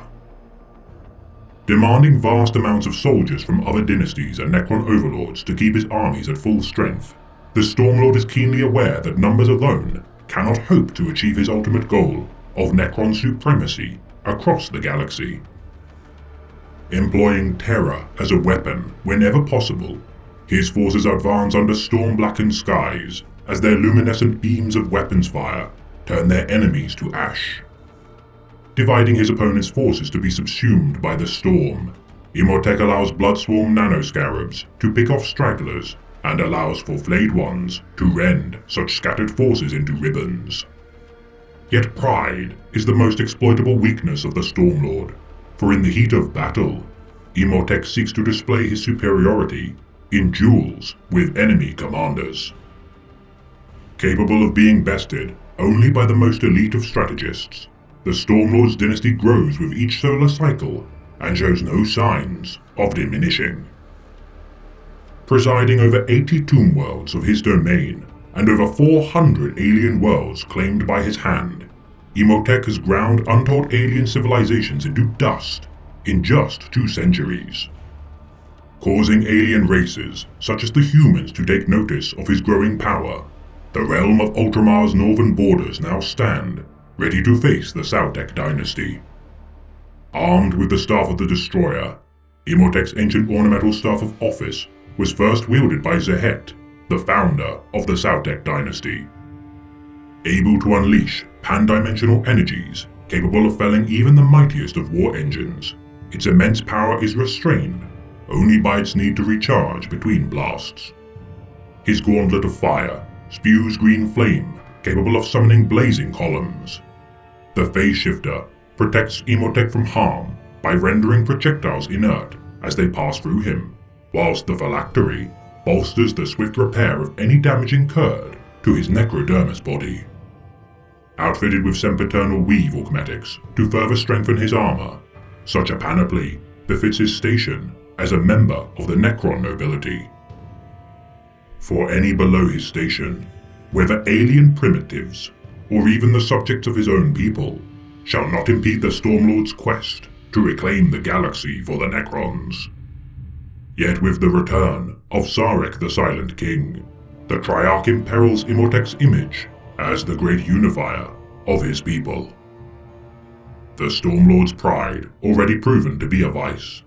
Only time will tell if his opposition to the Silent King shall undo all he has so deservedly claimed.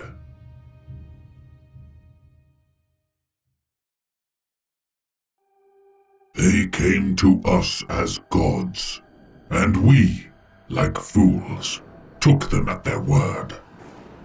Nephedran, the Deceiver, Azagorod, the Nightbringer, Lash-Udra, the Endless Swarm. I curse their names, and the names of all their malevolent brethren.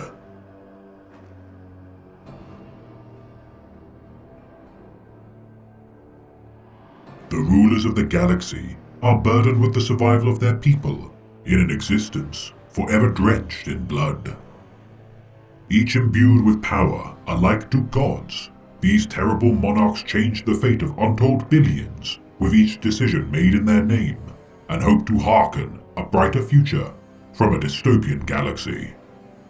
For today, we shall elucidate the clandestine and mysterious sovereign of the Infinite Empire and broker of the curse of biotransference.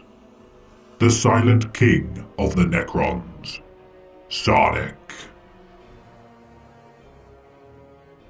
Prior to my people's ascendance into forms of living metal, our empire was typified by suffering, death, and decay. The lifespan of the Necrontyr of old, as few as 3 decades in most instances.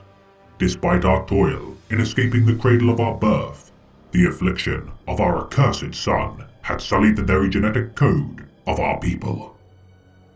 Radiation bombarded our homeworld as generation after generation sought to make vast strides in technological wonders to find a means to extend our lifespans and deny fate its costly toll.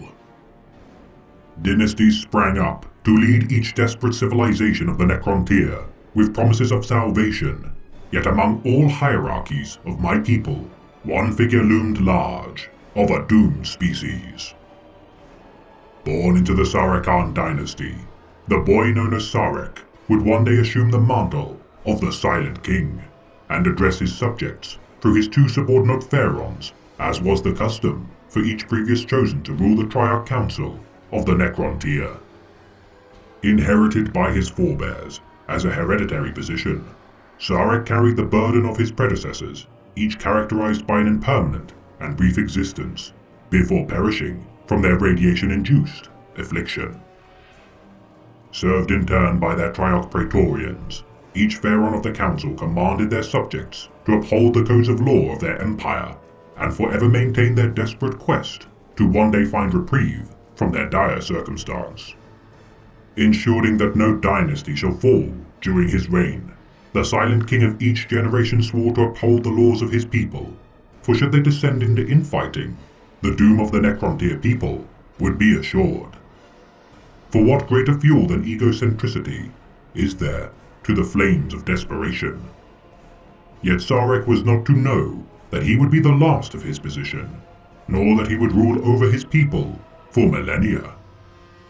Discovered by the ancient celestial beings known as the Old Ones, the psychically gifted primordial entities looked upon our people with disdain, and despite their immense power, did abandon us to our terminal fate. Enraged at the slight made by beings of such power, Sarek knew in his heart that despite the immense scientific and technological sophistication of our people, they would be no match to humble the Old Ones. Their psychic prowess anathema to our kind, with their underling species adding to their dominion of the stars, there would be no hope for victory against such a union of foes. Yet the deeds and glories of all prior inheritors of his title would be overshadowed by eons of toil made by the quintessential king, due to the intervention of mysterious and terrible entities. Much of the C'tan's involvement in the destiny of the Necrontyr has been twisted, and many source false accounts of their arrival to the galactic stage of conquest. Archives within the Solemnis galleries claim their first encounter to be mere chance.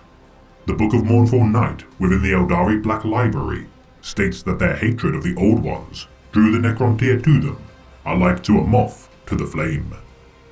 All that can be discerned in truth is that the people of the Necrontyr would be divided as the star gods cast their shadow across the dynasties of old. Some allied with their new patrons, whilst others sought to contain their essence within shells of necrodermis. Yet not long after these initial encounters between our 2 species was an accord struck. Sarek the Silent King and ruler of the Necrontyr spoke with the being known as Method Ran, bargaining an exchange of resources. The C'tan would aid the Necrontyr in destroying the Old Ones and their ilk in exchange for necrodermis bodies to substantiate their intangible forms. Method Ran, known to its kin as the Deceiver, would prove to be a felicitous bearer of such a title and lead the Necrontyr down the path to damnation. Aware of his associate's true nature, Sarek would, despite his misgivings, willingly surrender his people to ensure the survival of the dynasties, after months of debate within his royal court. Warned by the court astrologer, Oricon the Diviner, that such a compact would doom the Necrontyr, his dissenting voice would be silenced. delivering the Necrontyr from their terrible and unjust fate. My people traded the chains of fatalism for the shackles of eternal subjugation. Immortality was our price, and the C'tan paid it willingly. Yet as the biofurnaces loomed over the vast people of the Necrontyr, they marched and were carried into their roaring hearts. Throngs of the sickly died as they spent their last ebbs of strength approaching the gateways to the furnaces, as those too frail were carried through the devices on medical biers. Re-emerging from their biotransference as skeletal forms clad in living metal, the Necrontyr had been reborn. The majority now thralls to the whims of their dynasty's respective nobles. Sarek had traded the soul of his people for mechanical permanence. The C'tan swarmed around the biofurnaces, drinking deep the torrents of life energy, spewing from their summits. Sarek watched on, now clad in living metal of immense strength, yet felt utterly powerless, as his people's very being was consumed by the Star Gods. Realizing far too late the mistake he had made, the Silent King now reigned supreme over the empty husk of his civilization. The Necrontyr were no more. Now they would be known only as the Necrons. Beholden to his compact with the Star Gods, true to his word, the Silent King led his newly reborn armies of automatons and demagogues into battle. Feeling no pain, enduring no frailty, nor burdened with the cost of mortality, the Necrons lay waste to the mortals commanded by the Old Ones. Faster, more precise, and deadlier than they had ever been, the Necrons annihilated every opponent in their way, as the most catastrophic war in the existence of the universe claimed untold billions of lives, and ruined innumerable planets in their wake. The C'tans commit genocide across the stars, supported by their obedient thralls, as the Old Ones fell, one by one. The Silent King's people ingrained with command codes prevented their betrayal of their indomitable ruler, for Sarek's despair for his people's betrayal was regardless undercut by a unanimity never before displayed by the Necrontyr. Considering to sever the command protocols on occasion, Sarek knew in his phantom heart that no matter his justification, were his people to retain even a fragment of autonomy, they would surely seek vengeance against their king. As entire solar systems expired and were devoured by the Star Gods, Sarek began to plot their containment after the inevitable defeat of the Old Ones and their puppets. Biding his time until the opportune moment to strike, Sarek's patience would be rewarded, as with the conclusion of the war in heaven, the C'tan grew restless. Not content with the purge of their ancient foes, the Star Gods turned on each other as their hunger for power required sating. Leading a revolt against the C'tan, the Silent King ordered his people to construct vast hypercannons capable of injuring the Star Gods. Firing these god-killing superweapons at their patrons, so terrible was their might that causality itself was damaged in the process. Fragmenting the C'tan into shards of their former might, the Necrons contained the nigh unkillable beings into prisons befitting their immense power. Imprisoning the smaller shards within Tesseract labyrinths, those too mighty to contain were interred inside vast Tesseract vaults. The Necrons now stood as the true inheritors of the galaxy, every one of their foes slain, imprisoned, or diminished beyond all hope of reprisal. Victory's cost had been high, and many had fallen, including the Triarchs of the Royal Court. Sarek was truly alone, save for the squabbling lords beneath him, the monarch of a phantom empire.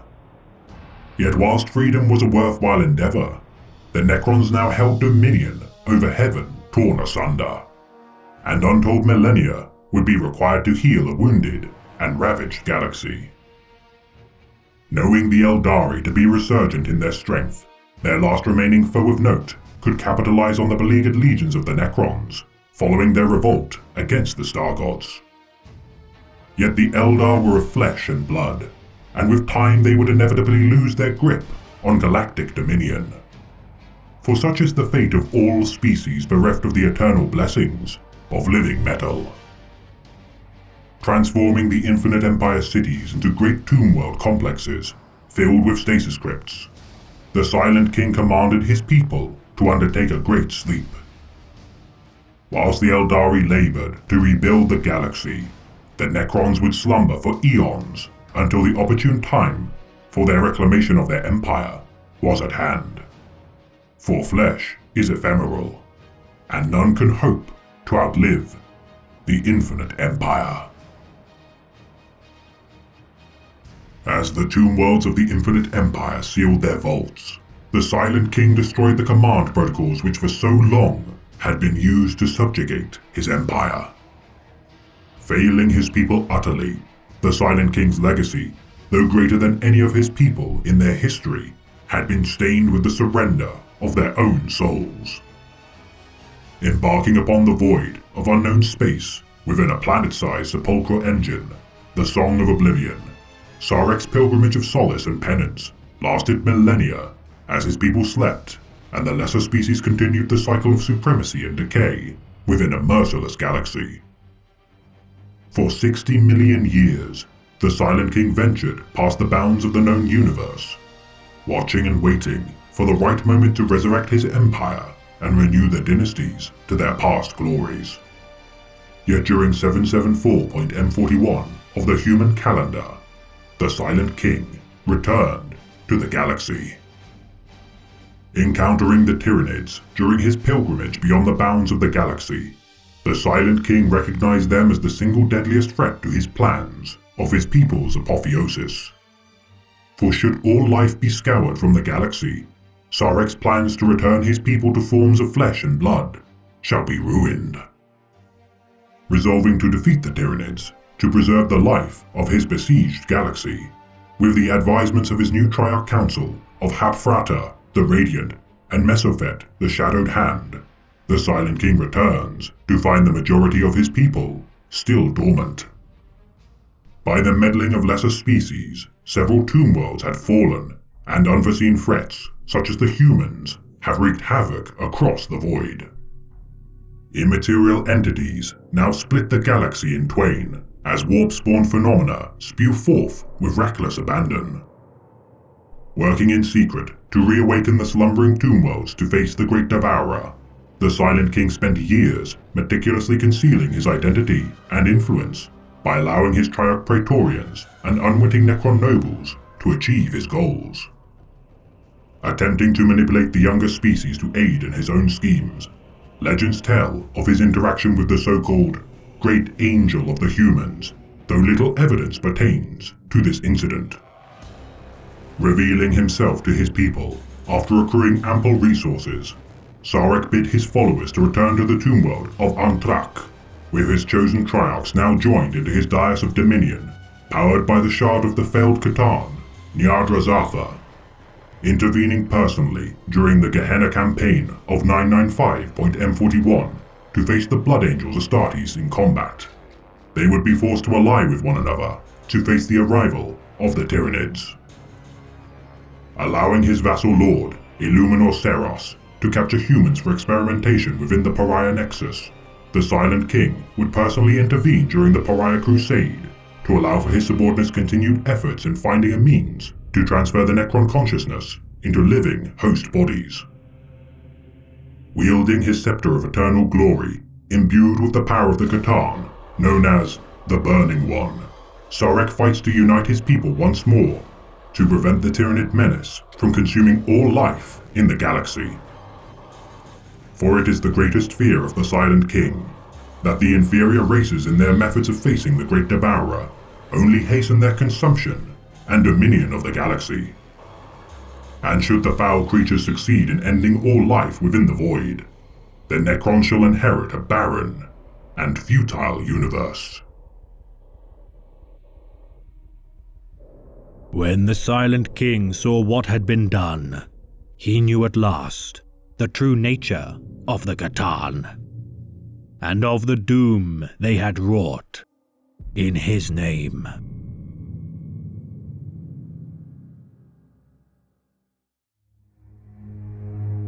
This has been a tale of the Infinite Empire, read by the Omniscient. Try as you might, puny mortals, your valiant stands made to stave off your extinction shall all be for naught. For while your empire decays, mine reawakens untold billions of warriors with each passing cycle.